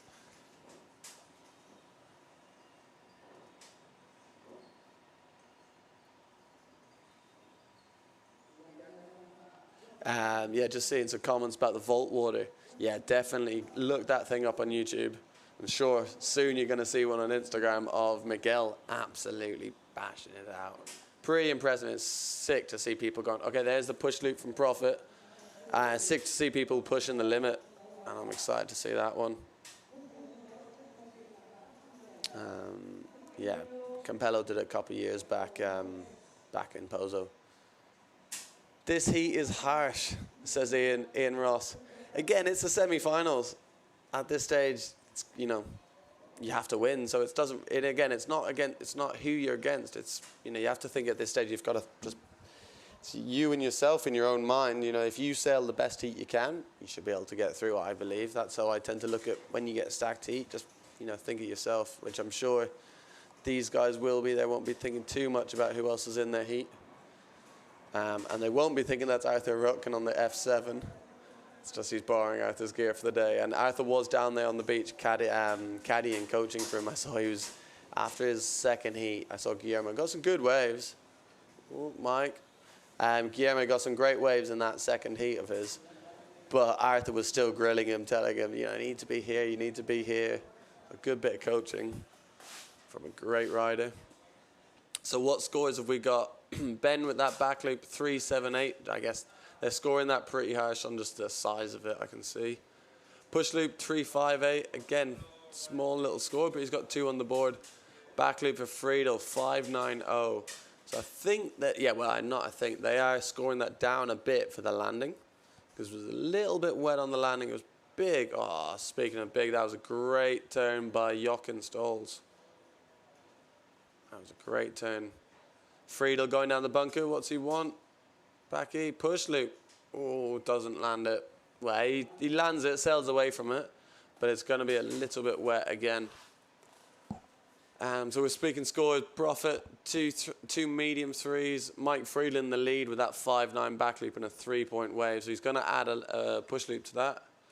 And Jochen's just started the heat with 2 wave rides, a 5.38 and a 4.75. So that one turn, a 4.75. Nice loop from Guillermo. Or Guillermin. Nice. It looks like Mac Perret, doesn't it? Profit going to town on Mark's gear. So it's an interesting heat. It looks like we're going to have Arthur and Mark in this heat, but not quite. So we've got scoreboards are filling up now. People will get both three scores on the board, and it's looking at Mike Friedel first with 12.37, Ben Profit in second, 12.24, Laurent 10.20, and Jochen still with some more scores to come in. So that wave coming in at 4.88 for Ben. That's a good score. Yeah, nice score on the waves. Let's see, it's a long heat this with the extra time. Mark was saying that yesterday. He was saying, comparing your usual 12 plus 3 minute heats, that extra 3 minutes onto the heat, you get to around the 12-minute mark and you're like, wow, what's happening? It's still going. So all that extra time. It looks like Laurent is maybe changing to a bigger sail, because it is quite normal here that it can drop as the tide pushes in, making his caddy work for Arthur getting soaked there. Yeah, as I was saying, so when the tide pushes up here, the wave can improve, gets to that magic sweet spot, but often the wind can drop a bit. I think we're going to see a back loop here from Jochen. No, doesn't get the ramp. No, it doesn't get the ramp at all. It's a shame for him. Nice turn, good turn by Mike. Spins out of it a little bit at the end, but good turn, milking the wave. Ooh, no. Unlucky. Unlucky for Ben. Looks like a small sail that he's on. I think he's going to be on 3.7 perhaps. That wave coming in as a 3 for Mike Friedel. So filling up the scorecard. So the 2 riders with a full scorecard now are Mike Friedel and Ben Profit. Of course, Ben has got a 0.5 on that wave. So that's not going to score him. That's not going to stay in there. Well, hopefully not.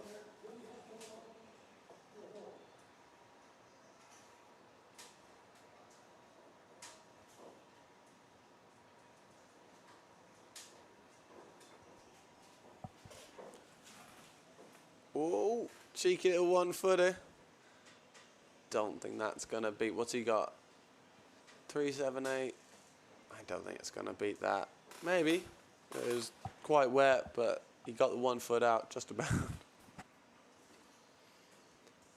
Mike taking a good lead here, 15.37. So how can people improve this? Well, for Jochen, it's easy. He just needs his 2 jumps. 2 jumps on the board, and then he's going to be in a real strong place with those 2 wave scores. Pretty decent wave scores.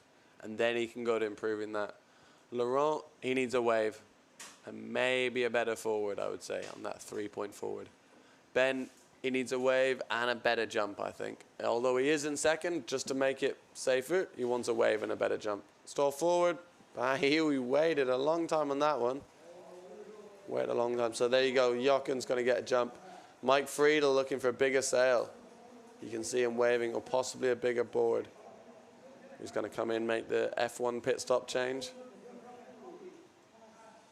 sailing over Godzilla. Whoa! That was close. Oh, that's brave. Again, that's that heat moment when you really don't care about your fins at that stage. But for anyone who sailed Cabezo, you're gonna remember Godzilla. It's that big rock. So when we see Mike launching again, he's gonna sail. Maybe he goes through it again. Whoa. It's an easy one to end up here in Tenerife on Godzilla, and it will take your fins out. So Prophet, he's got a 7 on that wave score, so we missed something pretty big. I reckon it's probably one of those big spraying frontside turns. It's a decent score. He's given himself a good bit of distance. Jochen needs the jumps. So who are the favourites in this? I guess probably the fan favourites are probably going to be cheering for Ben and Mike Friedel. But I wouldn't write out the other two. One's a top 10 in the Aloha Classic, and one is a Cabezo local who's got this place absolutely dialed. So I would not rule the others out with 6.5 minutes to go. Can all still change. But I think as the tide's coming up, that swell, oh sorry, as the tide's coming up, that wind could drop off a little bit.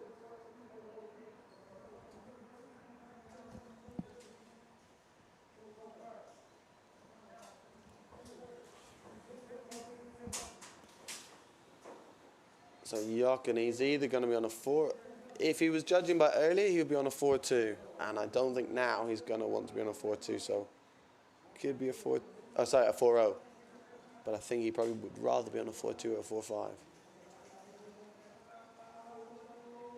Wow. And he sticks it.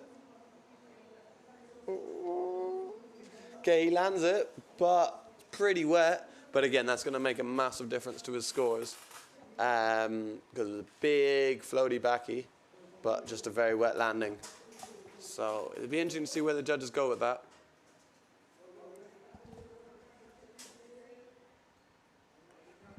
As he has only got 3 scores on his card at the moment, he's going to upgrade quite a bit. Ben in the lead with 19.62. Mike Friedel in second place, 15.37. All fighting for a place in this Masters final here in Tenerife at the Wind and Waves Festival, brought to you by Playa Surf. And there's a 360, and he makes it, and he sticks it. Again, that's, you know, he's got them on lock here. Really knows how to just force them out here in this wave. Nice backleap from Prophet. Oh, and goes down. Going to be annoyed at that. I think people are going to come in and be complaining a bit about their gear, saying they wanted bigger gear. I could be wrong. It could just be the old curse of being in the commentary booth. But it does look a little bit like we're struggling on power. Here's Laurent. Good wave. Hit it. Nice. Good turn. Oh, battling that one. I don't think he's going to get anything else on that.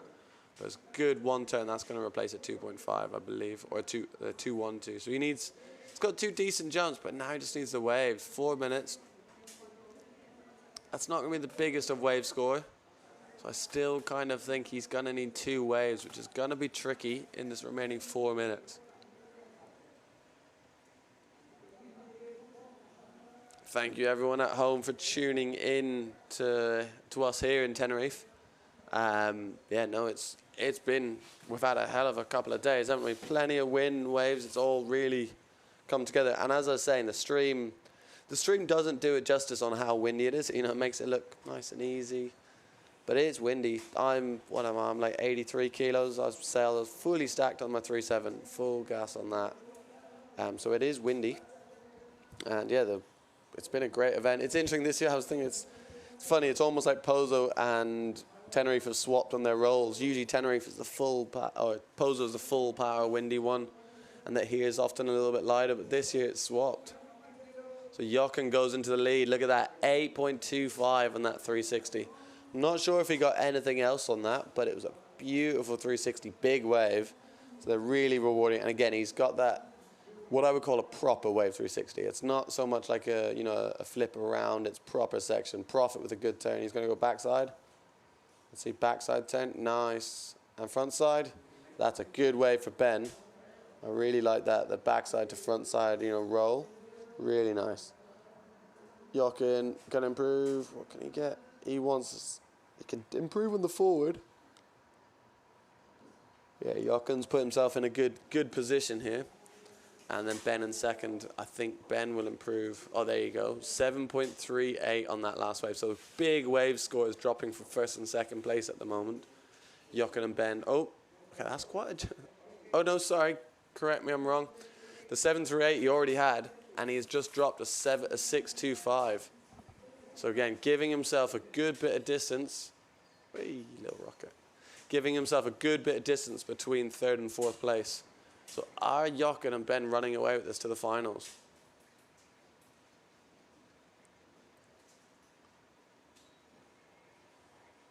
Let's see.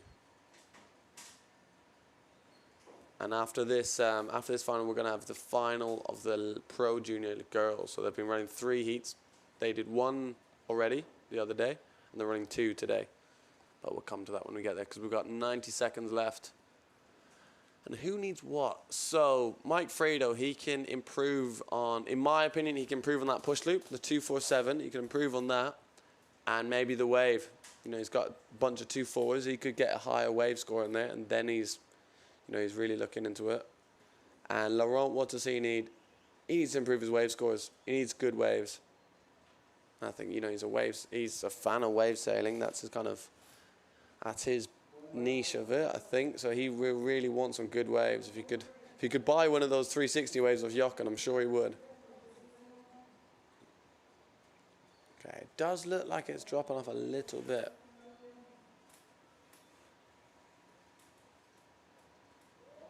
Nice. Clean.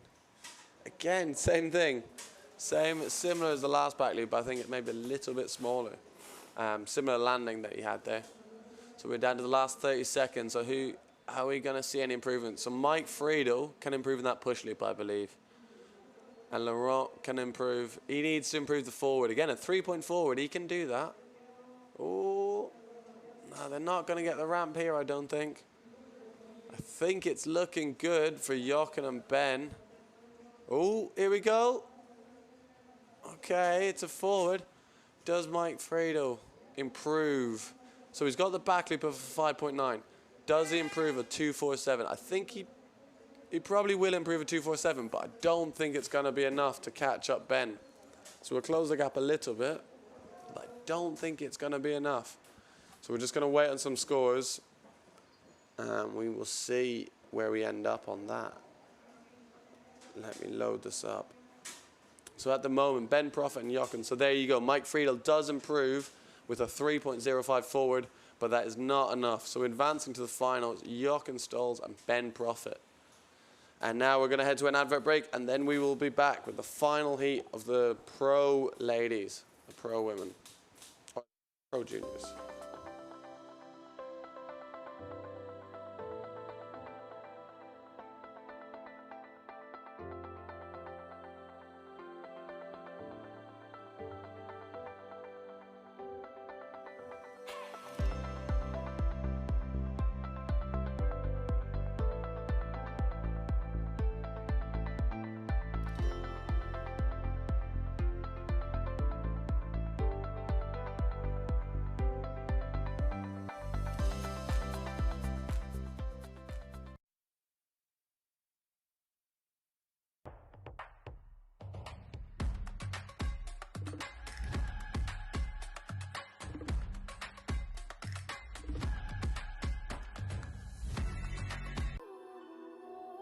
La KS3 Lithium es tan ligera que se convierte en una extensión de ti. Descubres una nueva forma de sentir la ola.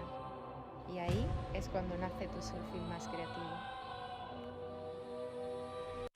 Okay, welcome back to the Tenerife Wind and Waves Festival, brought to you by Playa Surf Hotel. And so we are next heat up, we are looking at the Pro Junior girls. So that is not the heat we're on. We are looking at the Pro Junior girls, Solda Greek, which we all know of from the ladies, from the Pro Ladies fleet, really pushing the level, and Helena Lale. So I'll update you on the heat that we missed whilst the stream was down. So heat 1, Solda Greek took that the other day, and then Solda Greek this morning also took the win. but she got a 10-point wave. Scored 10 on the wave, so she had a 10, a 688 for her other wave score, and a push loop and a forward loop. I'm really intrigued to know what that 10-point wave was for her. Maybe it was a 360, maybe it was a tack. I've seen her doing the tackers. You know, maybe it's a good turn and a 3-6 and like a turn attacker. Who knows? I'll try and find out. I missed it. So yeah, we're gonna, let's see, these people are not the people out. So sorry, it's the Grandmaster. So it's Mike Friedel. Mike Friedel's gonna sail back to back. Yeah, so Mike Friedel staying on the water. He's straight back out. Alessandro Mazzetti, Sandro D'Alessi, and Per Schmitz. So it's a straight final from the Grandmasters. It's pretty impressive, isn't it? Mike Friedel saying straight out into the final again. But again, all these guys, Sandro, he's just sailed a heat a couple of minutes ago. Alessandro also sailed a heat. So the only one who's coming into this fresh is Per Schmitz. Let's see. So this is Per here on the Ezzy. We've got Mike Friedel on the duotones, which we've seen him enough heats. We know what gear he's on. The reigning Masters World Champion. And then Sandro is on the green Severn here at the forward. Nicely landed. And Alessandro's on the green Severn. So let me get this right for you. I think I may have mixed up. When I see them, I will confirm it with you on who's on which colour Severn. Yeah, so that's Sandro D'Alesio on the red Severn and the JP waveboard. And then Alessandro with that forward is on the green Severn blade. So that's the difference. So here we go, Per running up. Again, another Tenerife local. So we'll see what he can bring to the table. Seen him do some decent stall forwards. Let's see if he can get a run. He has been busy here working in the behind the scenes, making sure it's all kind of, you know, running nice and smoothly with the electricity, with the live stream and stuff. So today he's had a pretty stressful day. So hopefully this heat is going to be a nice relaxing one. Well, is the heat ever relaxing? But I guess going in the water will be a nice change for him.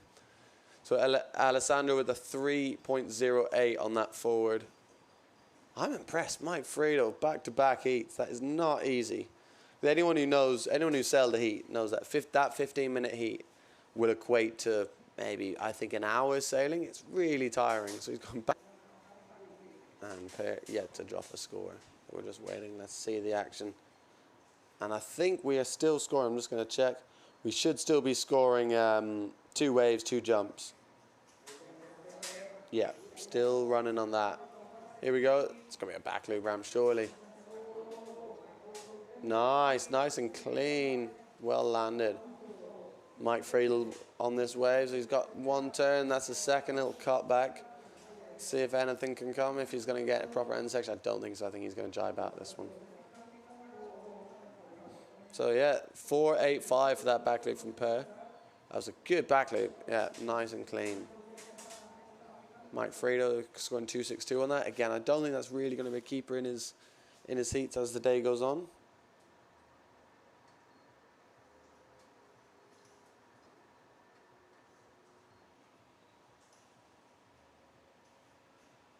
So that lady is not in our heats.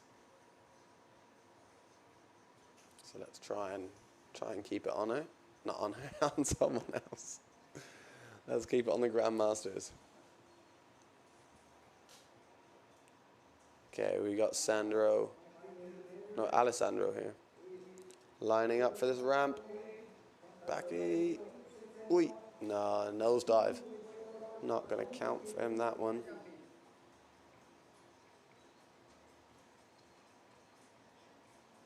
So we've got 10 minutes to go. Well, 10:30, so 10 and a half minutes to go. Plenty of time.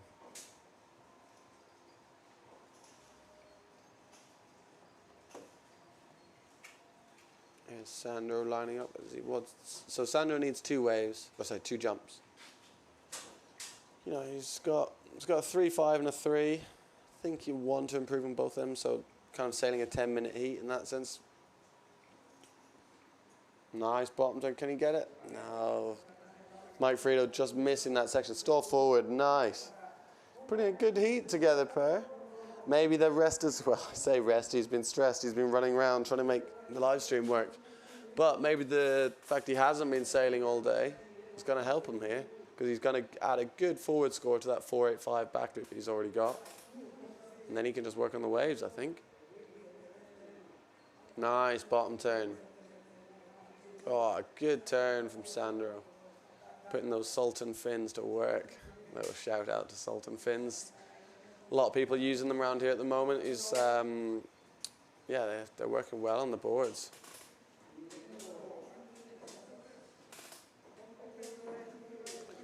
Coming from Andrea Rosati, which I'm sure many people remember the name. Here we go, Mike Friedel. What's he got? He's got a good ramp. Oh, push loop. Oh, little, almost over-rotated that. He's going to sail away from it. So what does he need? He's got a back loop of 455. So yes, that's going to go into a scorecard there. That's going to count for him.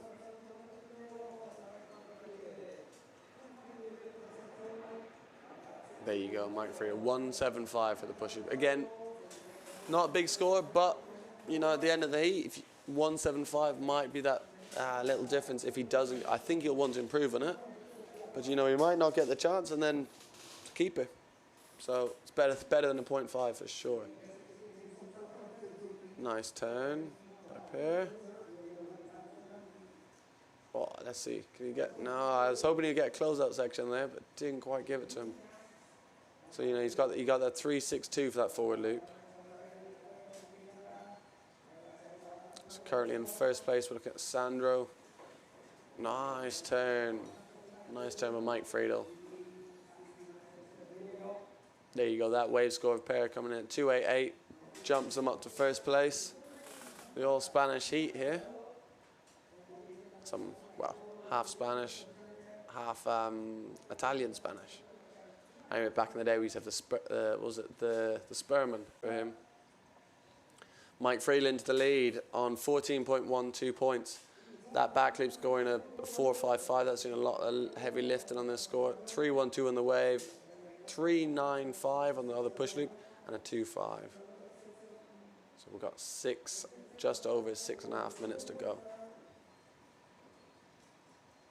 At 122 coming in for a 112 coming in for pair on the wave. Ooh, drone. Getting pretty close. Oh, look at that. That's a good bit of spray there by Mike Friedel. We know the judges love to see some spray here. They're really loving it. I think that's going to improve. 2.5 wave. I'm not sure we did on the end, at the start of it, but I just think that end turn, you know, if you end with a bang, often it can really just kind of leave a good, you know, like a just good taste in the mouth for the judges on what they saw, and like really add some points a wave.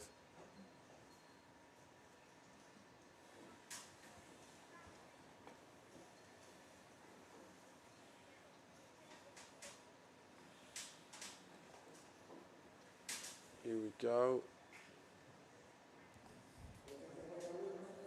Per is the best. He is.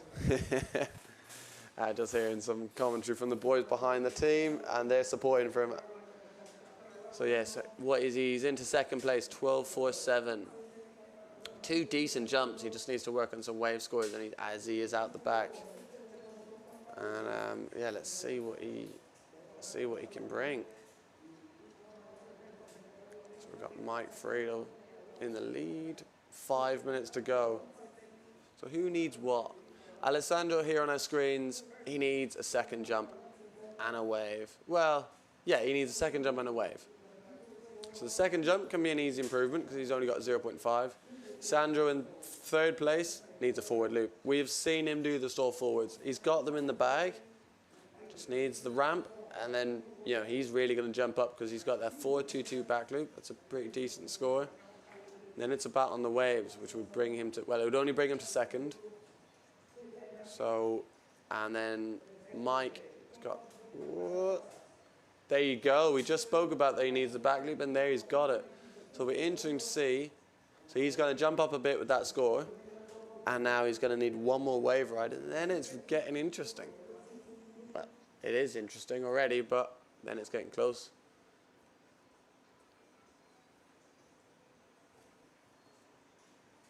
So let's see. So Mike Friedel. How did Mike get on in that last heat? I'm just going to check. I forget. Yeah, so Mike didn't get through the last heat. So this is, for him, Mike, this is redemption. He's not going to win the Masters this year, but can he win the Grandmasters?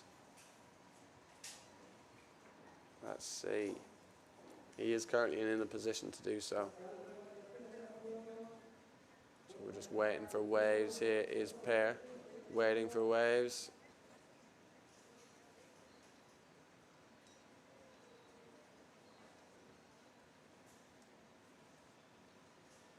Mike Friedel on his way in. Has he got a wave? I think he looks like he's wanting to improve that jump. Maybe he wants to stall forward, you know, to give himself maybe another 4 on the board, mid-4.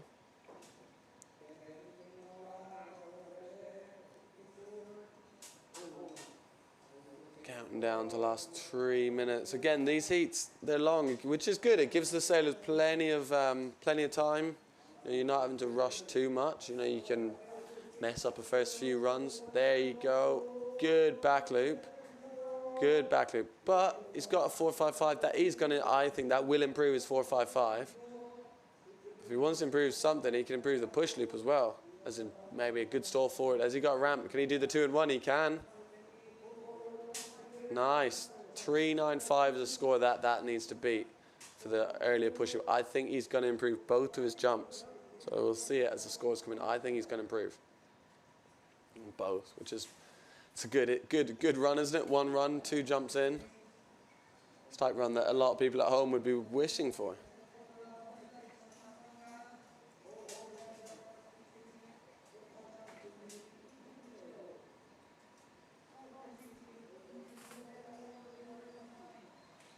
So down to 2 minutes. Let's see some scores. Are they dropping in? So the back loop of 5.9 for Mike Friedel there. Still waiting to see if that forward loop comes in as an improvement for him. Oh, nicely done. So Sandro, what does Sandro need to improve? He needs to improve a forward. I think that, I was trying to check the scores. I think that was a forward. So for Mike Friedel, that forward came through as a 3.60, so it's not improving on the push loop, but he did improve on the back loop. And Sandro does improve on the forward, so 2.95 coming through for that forward loop. That's pushing pair down to second, or down to third, I should say. Nice turn for Alessandro down the bottom. It's close, it's really close in this Grandmasters final. This is the third last heat of the day here in Tenerife. Well, actually, it's going to be the third last heat of the event. We still have the Spanish Championships to follow the next day, but of our traditional event, this is going to be the last 3 heats of the event. So Mike Friedel on that wave, so 50 seconds, so here we go. We need to see, are we going to see any changes? At the moment, I can't see it happening. I think Mike's got a pretty good lead. So Mike on that last wave, he's wanting to improve on a 3.12. I'm not sure if I saw enough there on that one. 30 seconds. Ooh, so nothing. So Pierre just had a wave there, but I don't think it's, I didn't see too much of it. So it'll be hard to know if it's going to beat the 1-2. He's coming in very high upwind. That's what's making me think. And Sandro's there on the inside. Sandro's wanting to improve his jump. He's not going to get time, so we got coming into the 5-second countdown. 2, 1, there you go. So, congratulations to Mike Friedel for taking out the Grandmasters here in Tenerife. It's pretty impressive too, he's back to back. So there you go, there's our scores. I think these are going to be our final scores. So Mike Friedel, he's pretty sure he's won. Sandro in second, Per in third, and Alessandro in fourth here. The Grandmasters final here in Tenerife at the Wind and Waves Festival. So I'm going to send it back to an advert break, and then we are going to have the Pro Junior Girls last heat for them.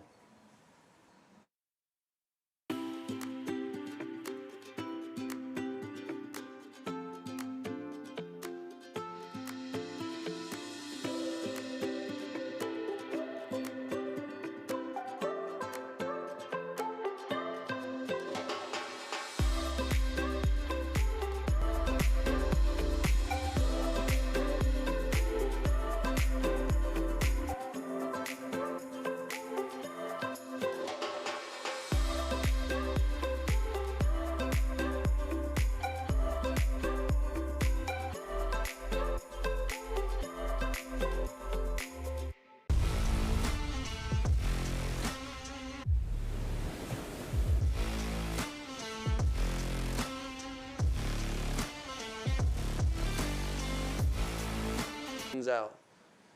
So it will be interesting to hear about that. But this heat, so it's just the two ladies. Look, there you go. Mike Friedel stoked to take the win. It's good to see, joined by his two sons there. Of course, Mike Friedel Jr., who we all know. It's a pretty sick windsurfing family, that. So big congratulations to him. Big congrats. So here, what sails are we looking for? We will have, we've got two Severns, I believe. We're going to have Sol on the red Severn and Severn boards. Then we will see Helena what colour Severn sail she's on. So there you go, that's the start of this heat. So that heavily stickered sail, that is, so let's try and see this first run because we're going to see jumps. Here you go. So that is Sol de Griet. What has she got in store in the first run? The Belgian rider, followed by the German rider of Helena Leal.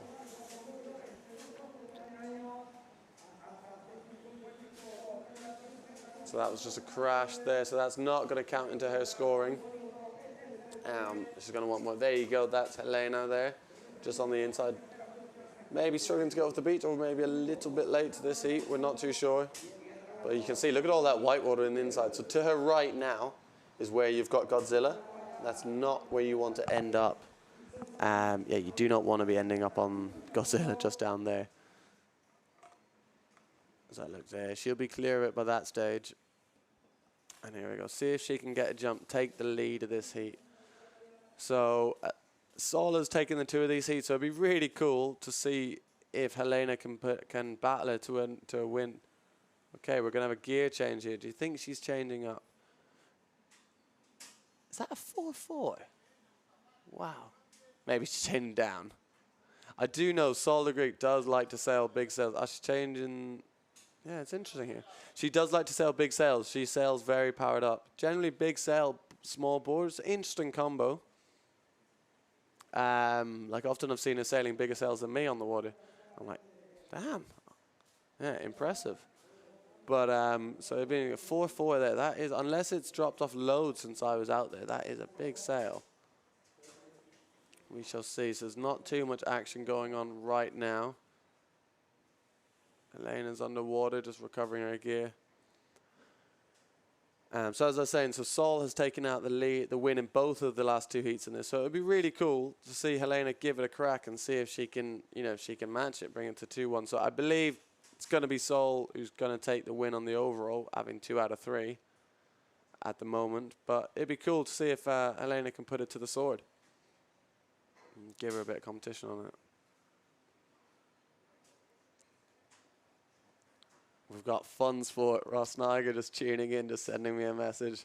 So let's hear, where's everyone listening from? Where are you at home? Give you a little shout out.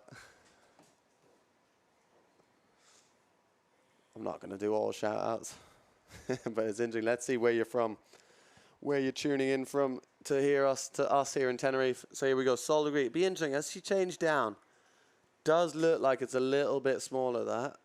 Yeah, she's not going to go 4-8. So surely she's gone 4-0 again. But again, it would have been a quick time to, that first run. Who knows? I'll try and find out, see if I can figure out what size sails people are on. I think it's still windy. You know what? I can check the live wind. That's what I'm going to do.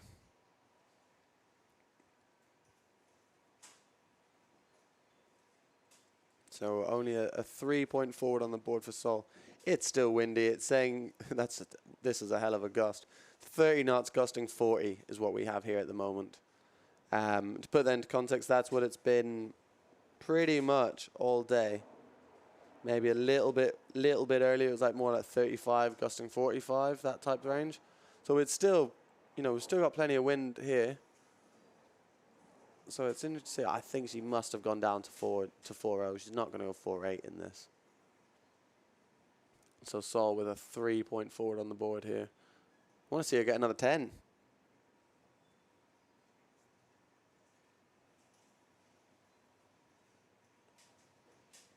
See, not getting the ramp on that one.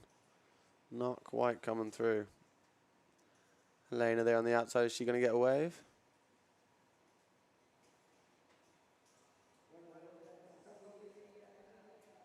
So we've got people tuning in from Tenerife.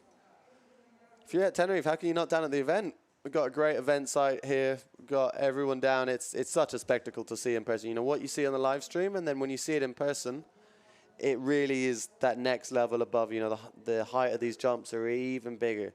So if you remember that forward from Marino yesterday, in the final, there was that stall forward, and he did, and it was like, even on the webcast for us here, it looked ginormous. Just imagine how big it looked in person. And we came in at the end of the day, everyone was talking. Although he may not have won, everyone was talking to Marino about that stall forward.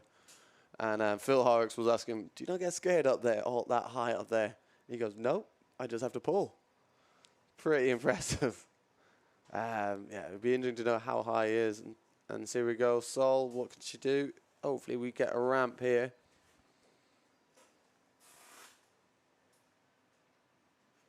Here we go. Not much of a ramp for... Oh, here we go. Let's see. It's going to be a bit of a shallow one. Backy.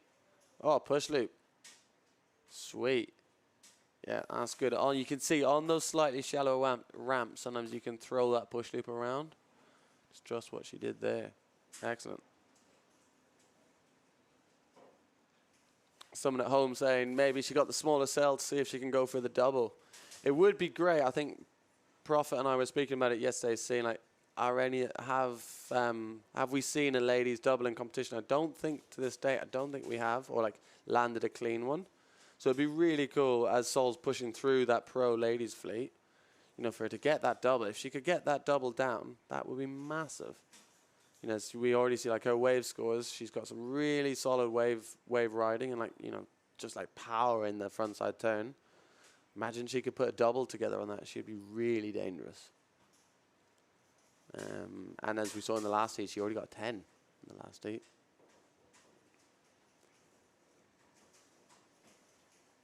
I'm getting some nice comments on the commentary.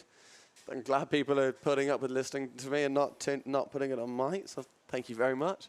Nah, it's been good fun coming in here into the booth, helping Prophet. And today doing it myself. Forward, nice, good forward. That's really nice, good forward. I was sailing yesterday, I saw Elena banging forward yesterday, like really good planing forward. So it's good to see her get one in the bag. Nice jibe straight onto the wave. Bit late. I'm going to get around it, but missed that first section. Nice turn. Still going to get a good wave. Way. Bang, nicely put together. Yeah, it's good score there by Sol, putting that wave together. I think had she had that first section, we could be looking at a really big score there, but I don't think it's going to go into that real high range just because, you know, the money turn is that first section. And she just unfortunately had to kind of bottom turn around it as she jibed onto it. It would be cool to see a double. As we said yesterday, we had double fever, just 10s getting dropped everywhere. I want to ask at home, what was the best jump you saw yesterday?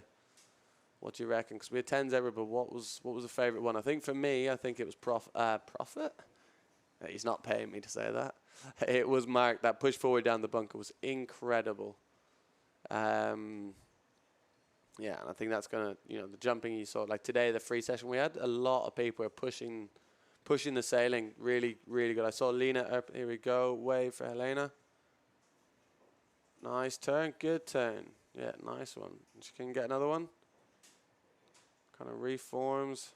Nice, yeah, that's a score on the board. So she's got a 2.5 for that forward. Sol de Greek getting a 5.88 for that forward. So just imagine how, if she had gotten that first section, imagine how high that score could have gone. Real good one. What was I just saying? So yes, the free session, when we had the hour break here between heats, people were pushing it. Lena Erpenstein, I saw some massive, big push loops, kind of tweaking it around, like really impressive big push loops. I think she's, you know, great result yesterday, and now being the #1 in the world, pretty sure she's used to that. She spent a bit of time in that #1 spot, but it was really good to see some like big push loops from her. Just good height on them. As you see, look how much swell we have upwind. Oh, good turn upwind. It's funny, I was about to go sailing because I wasn't sure if the live stream was going to come back. And I was like, oh, I think I'm going to go sail upwind. It looked really good. And then got the text that we were back. Everyone at home demanding for commentary. So this heat, we have got Sol de Greek 20 points. So 725 on that wave. So I think, was that 725 the one we saw with the 4 turns, like jibed onto it around the bottom, around that first section, but then went to work on the end? I think that may have been the 725. Yeah, it must have been. So that was a 725 on that wave.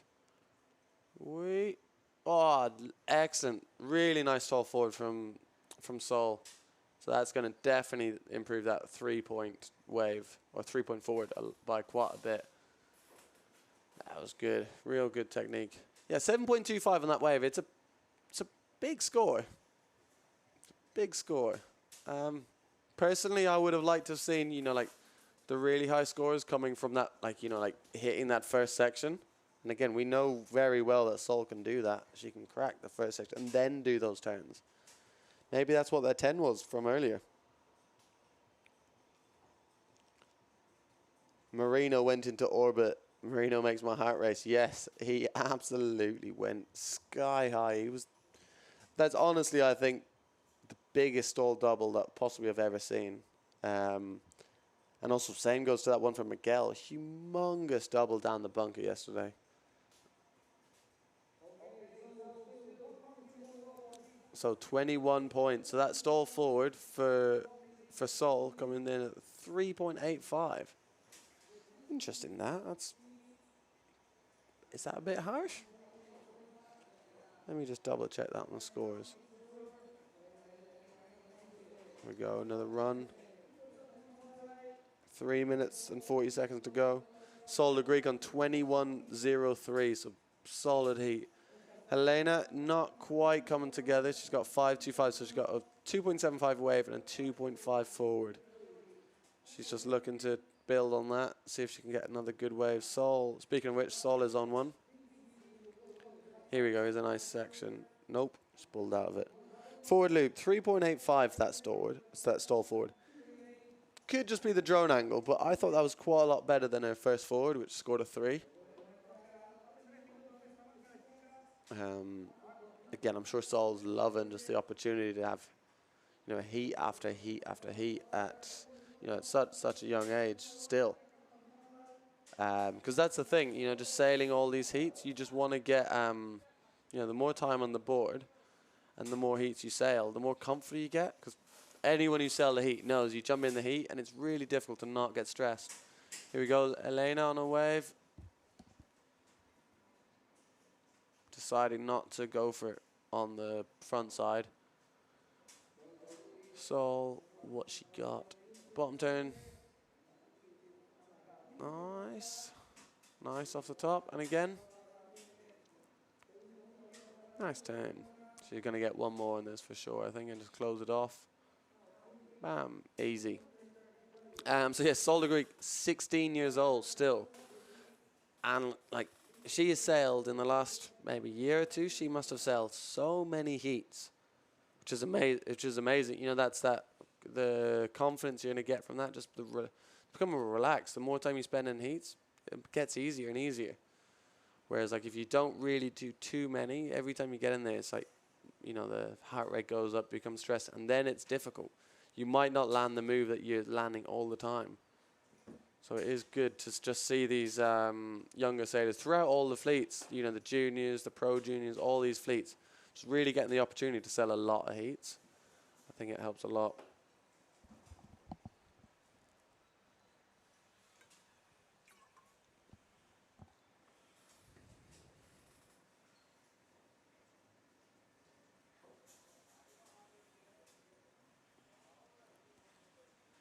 Here we go. Sol de Greek with 1 minute and 15 seconds to go. She's pretty solidly clear in this heat, I think. Yeah, 21.03. That's a good heat score. Not quite. If she's going to compete on her own scores as well, she's not going to beat her score from the last time. But that's because she had a 10. 10. Hopefully someone's got that one on camera because it'd be interesting to see where the 10 came from. I have a feeling that it probably came from a good section turn on the front side. So basically the wave she had, that 725 here, she's got 4 turns after. But I think that with hitting that first section, then maybe that was what gave her those really big points. She's got 34 seconds to go. Alina's dropped a 0.5 on that last wave. Again, there was just a little backside turn in it, so not too much, but good to be filling the card. Nicely done. Here we go. Here's a section for Sol. Bam. Whoa. I wanted the tacker. Not quite getting the release. So we got it. 5-second countdown. So, Sol de Greek is your Pro Junior Girls winner. How many times has she won this thing? I reckon it must be quite a few. If anyone at home knows how many times she's won her junior events, it would be pretty interesting. That 7.25 wave really being a highlight of this one. 5.88 wave. Yeah, she really did kill it in the waves today in both heats. So well done, Sol. And also well done, Helena. Good heat. So we're going to go to an advert break in a moment, but don't leave because we're going to have the final of the Masters. We're going to have Mr. Ben Profit, Jochen Stolz, Sandro D'Alessio, and Guillermo Pereiro. So do not miss this. Please come back. So we're going to go to adverts and see you soon.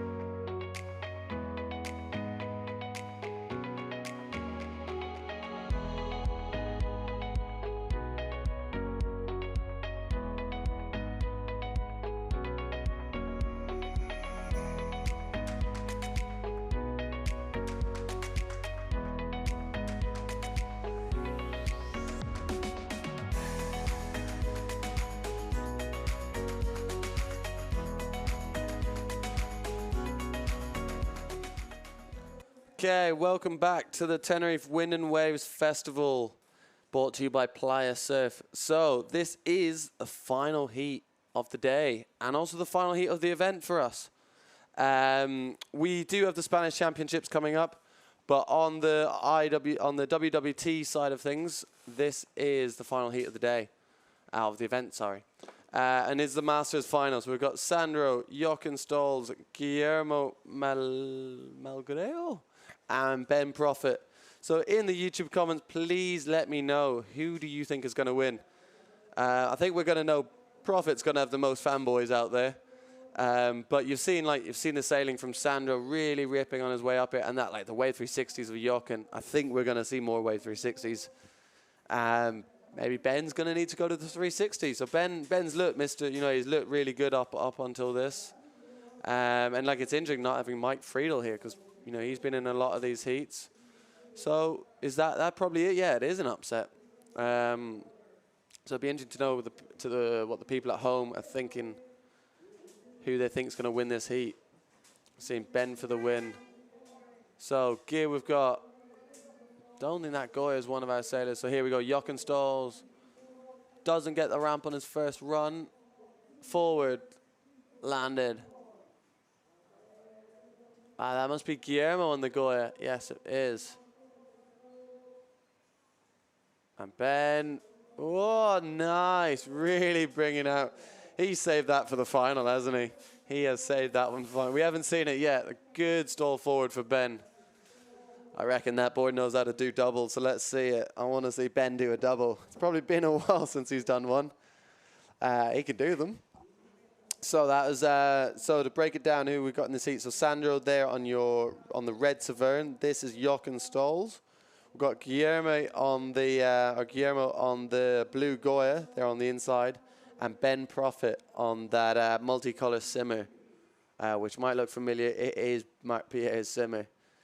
Ben's been borrowing his gear. So 5.88 for the back loop from Ben. What a start to the heat. So he's had a 5.88 back loop and the stall forward. That is how you want to start your heat in the final.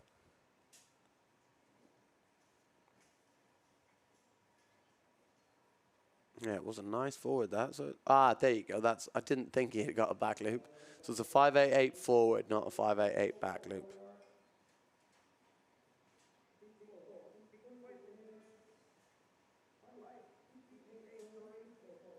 And just some 0.5s elsewhere.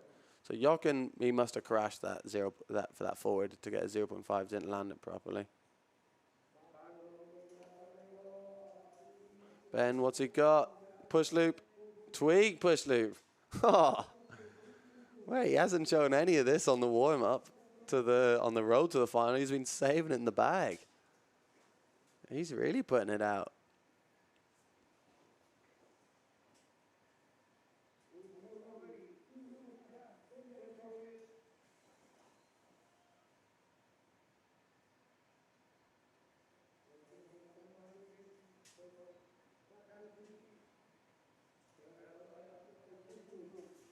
Okay, what's happening? So Prof again a 4.58 on that push loop, tweak pushy, nice wave. Bam, good turn. And Jochen out the back. I want to see what Jochen's doing because we're gonna see the 360. Okay, unless he's already done one, he's flowing down the line at nice speed, good turns. So let's see what he did on that first turn. It'll be interesting. No, we'll see. Well, we will see on how big that score is. I think he probably got a pretty good frontside turn otherwise if it wasn't a 360. So Ben starting off this heat pretty strong. 2 good jumps, 5.88 stall forward and a 4.58 for a tweak push loop. Interesting, the tweak push loop does not score that much. I guess you could say it was quite a small one, but no, it's nicely done. And he's going to have a wave score coming in the second too.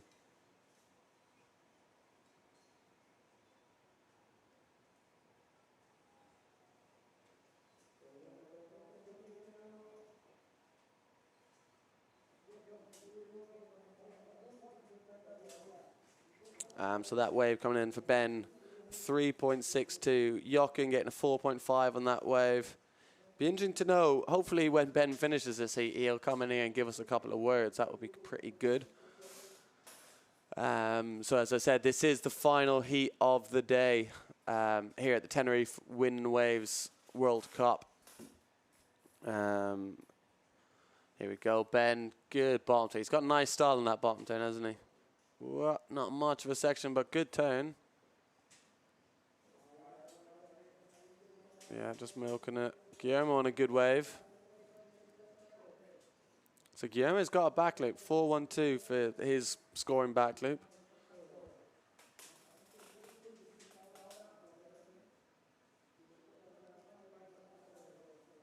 And Sandro here on our screen, so this is Sandro. 3.25 for the Tenerife local. So we've got, well, I do not know where Guillermo's from. I know we've got 2 Tenerife locals in this, maybe 3, I'm not sure. And of course, we've got Mr. Ben Prophet, who everyone knows as Windsurf TV, the PWA commentator. Everyone knows him. Maybe I'm coming for his job, who knows? Who knows? But no, it's been great fun commentating these heats, so thank you very much for listening. So we've got just under 10 minutes. Here we go. Jochen Stoll's leading up. He needs a ramp. Let's give him a ramp. Oh, that's not going to be it. Just a little bog rail before the ramp. But plenty of time. There's, you know, with these longer heats, you.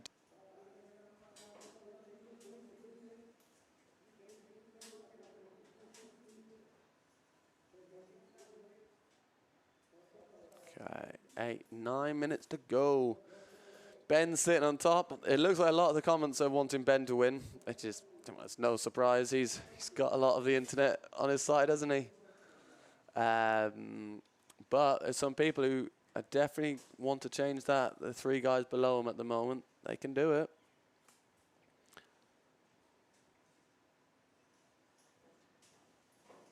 Here we go. You lost the stream for a second? I'm seeing some people say they lost the stream. Okay, interesting. Whoa, good stall for just a little wet on the landing. For those who lost the stream, I had it on here the whole time. I'm not sure how long you... Nice turn from Prophet. Not sure how long you were gone for, but you have not missed anything massive in that little time. And if someone could tell me how long you were gone for, I can tell you. good wave from Prophet. That's gonna be one of his better waves. That's, I think, his best wave of the heat so far. And then that big stall forward by Jochen, but not quite getting the land that he wanted on it. So it's coming down to 8 minutes now. But again, plenty of time. Plenty of time. As you see, with the tide pushing up on that inside, there was not much power right on the inside. Then they kind of leave this little, as you see now, they're starting to power up. They leave the wind shadow. Then it's full gas. Backy here, that's surely a backlit ramp. Tidy. Oh, I spoke too soon. I spoke too soon. Okay, in that 10, 15 seconds, no, you didn't miss much. To the people at home. Jochen, good wave. He's got the bowl. Let's see a big turn. Oh, postura. Oh, good turn by Guillermo out the back. I like the look of that on that Goya pyramid. Goya sailed pyramid, Quattro pyramid. You know, Quattro pyramid's an interesting board to use. It's a little tough one. But when you get a wave, which again here, when it does bowl up here, you've got such a good wave. And like it's powerful here when, you know, when it really does bowl up. So it's good to see him using the pyramid. For me at home, I use that thing all the time. So Jochen putting another score on the board. So the only two people with full score. There we go. Oh, he's not going to land that full. No. You could just see on the rotation, it was like he didn't get the whip he wanted. It looked like it just kind of was out of the wind. He didn't get that full, pull from when he pulled in. There was just nothing to whip him around. Kind of like flopped around that, which is unfortunate because the takeoff looked good. Has the wind dropped? I don't think so, but the tide has pulled up. The tide has pulled up a little bit, which that does sometimes here in Tenerife. It does make the inside of the the wave area where you're going to be doing your turns does make it a bit lighter and trickier there, and then you go out back and you're then full power. So statistically, I don't think it has dropped, but you can get that feeling from the inside of the waves.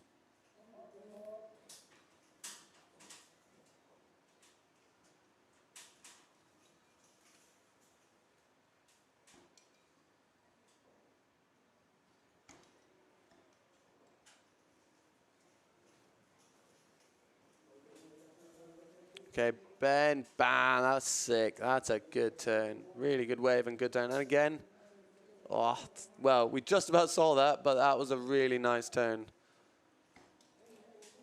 Really nice turn.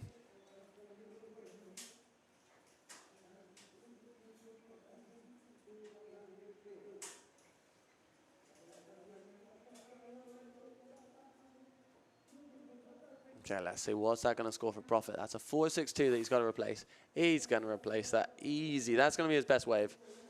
I'm calling that best wave of the heat for him so far.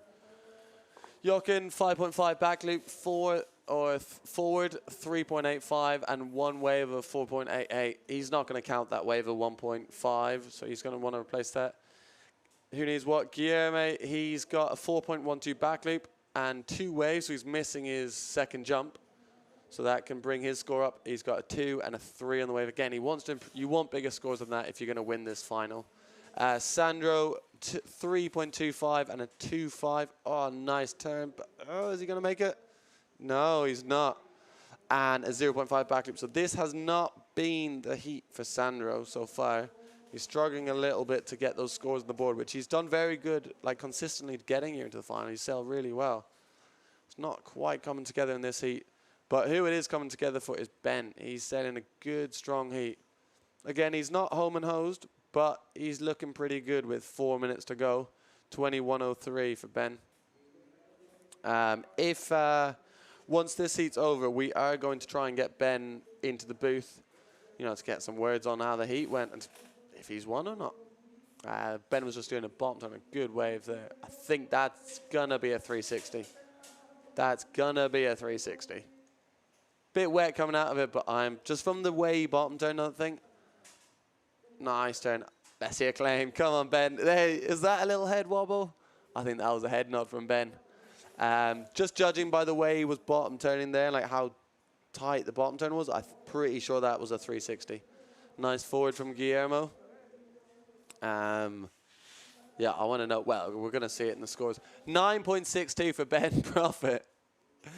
He said he wanted to see some big wave scores yesterday, so he's only gone and done it himself. Excellent score. So basically that confirmed it. That was a wave 360. It's got to be. Epic score. And now 26 points. It's looking very good for Mr. Windsurf TV, Ben Prophet. Wow. It's kind of a shame we missed it.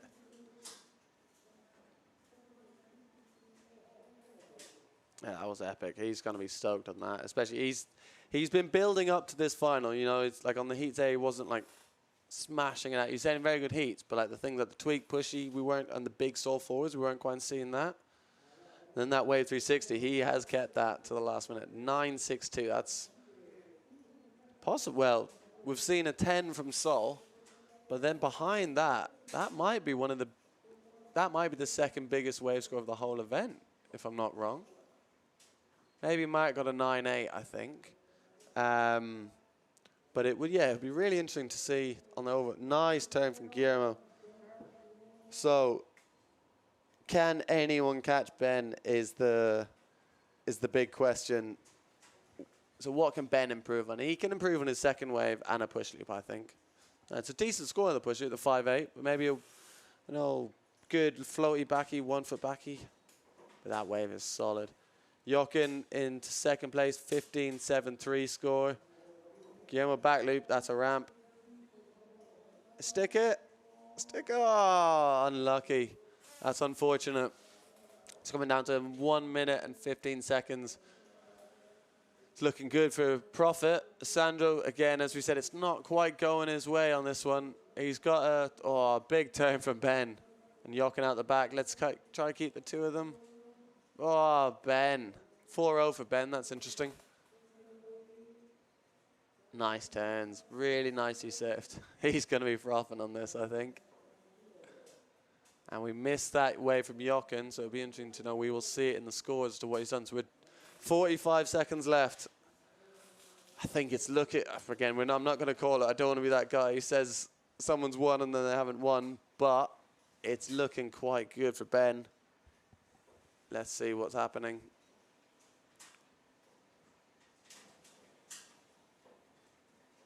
So yeah, I've just seen, 28 seconds. I've just seen, Jochen. He's already got a decent backlit, a very good backlit score and a forward, so he's not going to really get him on the jumps. He needs the waves. If anything's going to really bump him up there. So 5 seconds. It's looking like it is. That's a good, been a good event for Simmer Style. Mark winning, and now Ben Prophet. So congratulations to Mr. Windsurf TV, Ben Prophet, on taking the win in this Masters fleet. Look at that score, 9.62. I love it. We were talking about, needing the highest scores, and he's gone and done it. So second place, Jochen Stolz. Third place, Guillermo. And fourth place, Sandro. So well done to everyone else, and massive applause to Ben Prophet. I was talking about, have we got the top wave scores? Who scored what. So it's really interesting. In first, I was mentioning Sol today. She got a 10-point wave. So hopefully we see that later. I'm sure someone like Rafa will have caught that thing on camera. But then Ben was asking, he wanted the high scores to waves come. And he's gone and done it. He's the second highest score. So he's got the highest men's score out of the event, beating Marc Pierre. So Ben on 9.62. Let's see him come in, see the celebrations. Is that Ben just stacking it on the beach on his way? No, it's not. So second place, Ben on the 9.62. Third was Marc Pierre. Jochen sold a 9.25. And Marc Pierre in the final got an 8.75. So that's impressive. Ben Prophet and Jochen Sols, two of the Masters. Here we go. Look, that's top heat scores from the Masters. Ben in that final, saving the highest heat score for the final, which is what you want to do.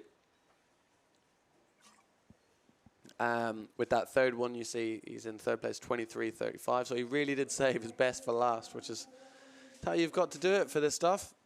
So congrats to Ben. Hopefully we'll see him. Is he going to be crying up the beach? Yeah, I'm sure he'll be pretty chuffed. I'm not sure. Can anyone tell me when did Ben last win a event or a Masters. There you go. Does he know? I think he knows. When you've got a wave that good and some decent jumps, you know you've won a heat, I think. Epic. Well done, Mr. Ben Prophet. So top Masters, top wave scores. There you go, Ben Prophet. 962, Jochen 925. That was for the other wave 360. So in this, it's interesting to see. They were really liking the 360. And Jochen 8725. I think that was another 360. Was that another 360? I think it might have been, you know. Yeah, that is pretty sick. So we're not done here. We're hopefully gonna, again, so that is the final event of our, there we go. Look, he's happy. Masters top jump scores, Sandro with a 783 back loop. Solid score in the earlier heats. Very well done to him. So as I said, that is the final heat of our PWA, IWT, or WWT, sorry, Wind and Waves Festival here in Tenerife, brought to you by Playa Surf. But we're not done there, so we're going to go for a little advert break now, and then hopefully we're going to, top up on a few things of the event, and hopefully we can bring Mr. Ben Prophet back in for some words and see what he thinks of the final. Or actually, I think we're going to see the Masters bracket. So yes, here we go. So where did people, who really stood out? So, well, again, the winner, Ben Prophet. So heat 3, see 23.35, skipping all the way to the semis. So he had a good run of it. So one heat in the morning, then had about 3 hours off. Sailed a solid heat in the semis, 29.9. So he got second in that one. Jochen did pip him in the semis, but then in the final, Ben got it back and he did pip him the other way around. So as I said, we're going to go to a quick advert break now, and then we're going to come back and finish up the event and hopefully have Mr. Prophet.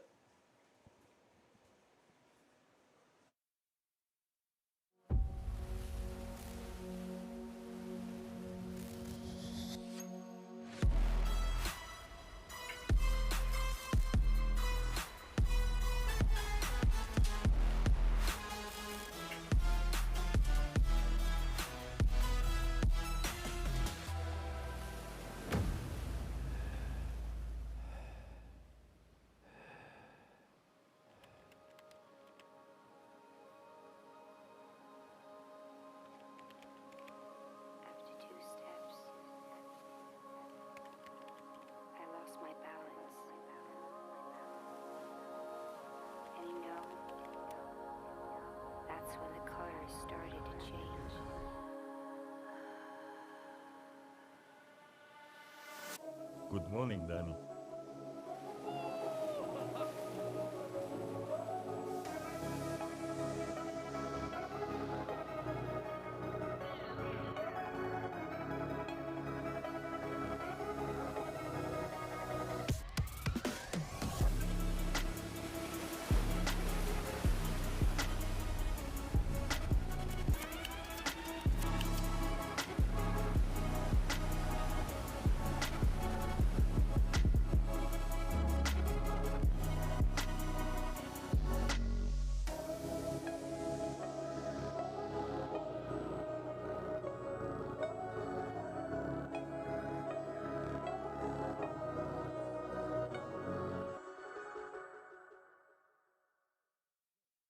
Cool. Welcome back, ladies and gentlemen, to the Tenerife Wind and Waves Festival, brought to you by Playa Surf. So yes, as you've seen, that is Ben Prophet is our Masters champion. That is the final heat of the day, and that is the final heat of our event. So I'm going to reflect quickly on what I've seen in this event so far, and then hopefully, if we're lucky, we're going to get joined by Mr. Ben Prophet, and he can give us a couple of words on his heat and how he was, because I want to hear about that 360. I'm sure you do as well. And then we're done, because I don't know, it feels like quite an interesting one if I'm given the powers to sum up the end of the event. But yeah, for now, what was the highlights of this event? I think we got to give a big round of applause to Pick, who's done an absolutely fantastic job on picking this forecast out and getting the days right. Because the pros yesterday, they really got the top conditions of the week, didn't they? The waves and the wind. It was amazing to see them. The pros fully stacked on 3 4s, the ladies on 3 0s and 2 8s, which is really epic. And look at that for a statistic. The top jump scores, we've got 5 10s. 5 10s. So double forwards, well, stall doubles, push forwards, double, push forward, push forward. It'd be interesting to know at home, should we be scoring 10s for everything? Or are these going to be like 9-8s and open the door for something more? Because as we said, something more. I saw Miguel Chapuis do the vault water today. In my opinion, that's like, it's a new move. And if he were to land in competition, that's definitely, is it 10, is it an 11? But as we saw, like, I think had Marino landed that stall forward that we saw from him, that would have been an 11. It was the biggest stall forward I've ever seen. A top heat score. Marc Perret on the final is incredible. You know, to keep it, and look, he's in there second in the semis, you know, really to taper his way towards the finals, to save those best heats for the very end, is a skill. Not that, you know, he's going to think, oh, I have to, you know, sail slightly less on the way there, but just really when the pressure counts the most in the finals, to do that, a massive heat. And, you know, he did it in like a couple of seconds. And we have got the man. So we've got top wave scores here, incredible scores, but even better than that, we've got Ben. We've got Mr. Ben Prophet, the winners of the Masters. As we sum up this event, he looks out of breath. So I'm going to keep talking for a minute. We'll get a breath. Oh, my God, I have to run from the beach. I'm not used to running. How was the heat? I tell you what, I'm in an R in 3740, and I was like, I've got to go bigger. Because, you know, the one before the wind dropped, and I just couldn't even get a jump. So I was like, okay, fuck it, I'm going big. 4-0, still not big, but it's the same. Mark won the, you know, the main event on. So I thought, well, it's obviously a winning sail. And then I took that, and then honestly, that heat, I went up for a back loop on the first run. I don't know if you saw it on the stream. And then I got this weird gust or something happened. I couldn't get round it, and I was like, oh, shit. And I'm up here already, so I was like, well, I may as well do a forward. But I wasn't ready for a stall forward, so I was like in a weird position. So I landed so flat on that forward. I thought the board was going to break. I was saying you've just been keeping this stall forward away from us on the run-up to the event. Well, I wasn't going to bust it out. I thought maybe I wouldn't need it, but yeah. So then I put that, and then the next run, I was like, okay, tweak push loop. This time I'll do a proper tweak one. Yeah. I tweaked it, and then I got stuck, and I was like, oh, shit. And as I was coming down, I was thinking, this is going to be close to whether I make it or not. And then, luckily, I made it. But I must say, it like to me on the, you know, watching the heats, it looked like you were just saving them for the final because they were good moves. Yeah, really good I needed more power. Like with a bit of power, I can tweak it more. And that was the 360, wasn't it? The 960. Yeah, we missed okay. It. Oh, really? Because I saw the bottom turn and like a wide bottom turn. There's a and decent then it section. Moved, and then we saw, you know, the coming out of the wall. I was calling it a 360, 360. Yeah. No, it felt like a decent section because I had a couple. I just wanted to get some waves before I tried some 360s because I'm usually consistent on the 360s. Yeah, no, and then you 962. Yeah, so you've got that. We were calling for high scores on the wave yesterday. Yeah, I was thinking I need to do it in this final because Jochen, I know he can do it if he needs to. And yeah, no, that was good. I had a good. I mean, it felt like a good heat, like as heats go. Yeah, no, well done. You sailed a good heat. That's the second highest score of the whole event. Well, yeah, but I think it's they'd probably give us a few more points for the Masters. But I was happy. You know, that's good. It's like it's not easy. People think, oh yeah, you're going to be in the final. I tell you, it's not easy. Even just sailing a heat anyway. No. But there's some good talent. Yeah. Yeah, no. Here we go. Here's the boys who have been covering the event. They've done a great job, haven't they? I mean, it's not easy. These guys are not windsurfers, so they've been learning as they go, and I think they've done a stellar job, as has Finn Mellon for standing in to me today. Thank you, man. Thank you. I appreciate that. These boys have done great. They've been in the sun all week. I know. It's brutal. It's brutal. I was saying to Finn before, have you got any suntan cream? Because my freaking noggin is got a paste in today. Yeah, no, it's been epic to join you in the booth here, and it's good to call the heats. And it's been a pretty epic event, hasn't it? Yeah, if we absolutely. look back on it, and because this is. I mean, that's it, isn't it? We've done every category. We've still got days left. I think there is a Spanish Championship. I don't know if they're covering it live. I don't think they are, but there will be something else going on. But I mean, what an event that is! Yeah, Wind and Waves. I was saying to Danny, you called it this year, and I tell you what, it has definitely delivered. Absolutely ridiculous. Yeah, no, absolutely. We've had plenty of wind, and we've had waves. It's been amazing. Yeah. Massive thanks to everyone for joining at home. And I guess we're bowing out now. That's it. Like I said, massive thanks to Finn and Danny for organising this whole thing. The weather, I mean, this place is perfect for a windsurfing competition. You've got this little, especially where they've rigged up the tents here. You've got like loads of people on. Like it's like kind of one of the biggest crowds you get for wave sailing. Yeah. Because you can sit kind of out the wind and you've got all the live scores on the phones and everyone's cheering. Massive thanks also to my caddies today. Yeah. The world champ Yeah. as a caddy and Pons and Moritz and stuff all helping me out. So I didn't bring any gear to this event. I went through a few of Mark's boards yesterday because we're testing new pre-production. Anyway, I'll tell you that later. That's it. Thank you very much. Thank you. See you in Silt. Maybe, or the next one, wherever the next one is. Thank you very much for joining us, and see ya. Bye-bye.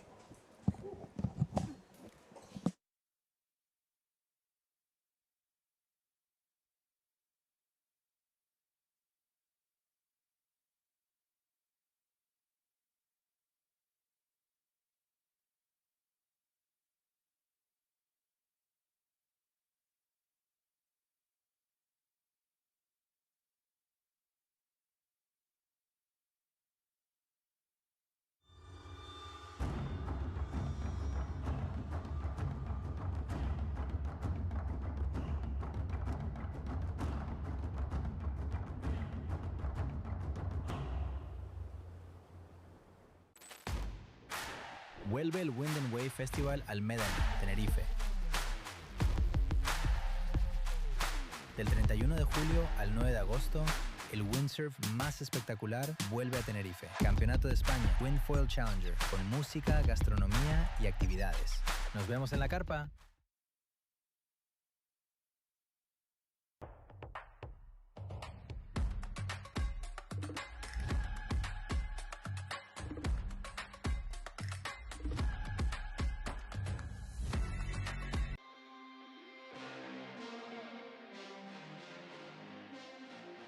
I really love the Dragon because it has a great maneuverability, power and wind range.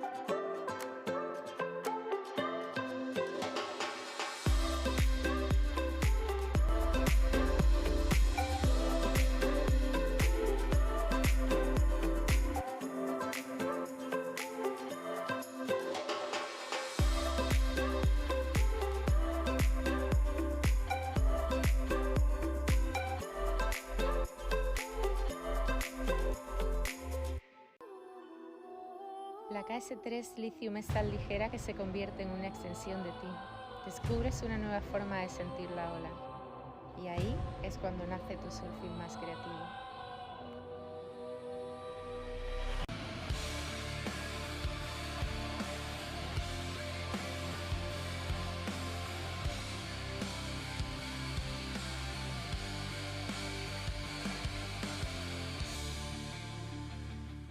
Juego inicial. Misión: completar la ruta y desbloquear el mapa de Granadilla de Abona. El objetivo: sentir un municipio 360 grados donde todo es posible. 3, 2, 1, arrancamos. Jugador 1, avanza. Te esperan caminos de cable y silencio. Sube de la medianía al cielo y halla las gemas del hábitat. Una ruta exigente que enseña que quien camina con respeto descubre el valor de nuestra tierra. Jugadora 2. Tu meta está en el alma del pueblo. En el casco histórico, atrapa las gemas de la herencia, eventos, piedra antigua y la voz de nuestros mayores, guardianes de la tradición. Jugadora 3. Objetivo: innovación. Busca las gemas del desarrollo donde late el motor de la isla. Conecta con el talento y el comercio local. Aquí, el futuro se construye trabajando. Jugadora 4. Donde manda el alicio no manda marinero. Localiza las gemas ocultas en el azul de nuestra costa. Demuestra que la valentía tiene sabor a salitre.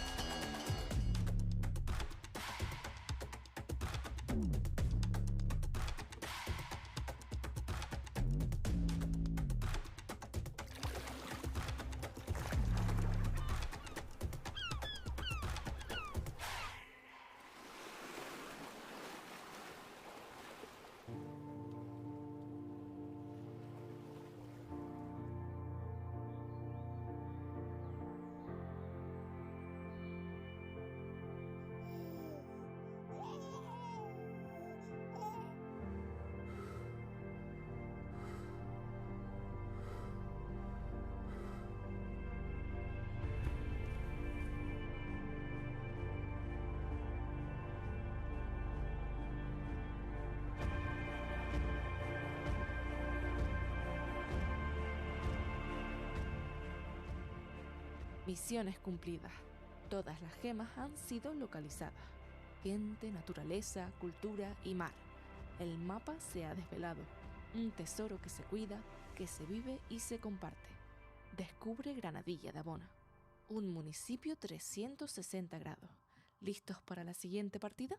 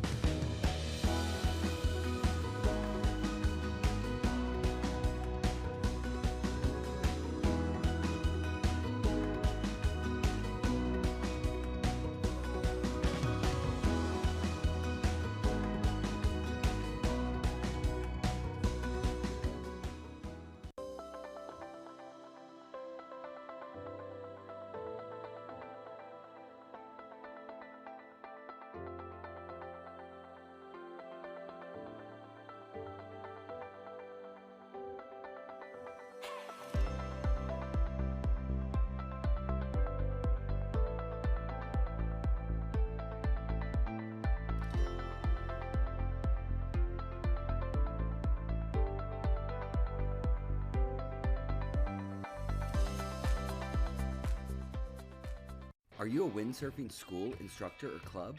Well, it's never been easier to promote your business and start a WWT one-star event, joining thousands already participating in the global 5-star pyramid. One-star events are open to all ages and all skill levels. Flat water? No problem. Waves? No problem. The only requirement is fun. Head to worldwindsurftour.com today for easy steps to sign up. Bring them to the water and let them play.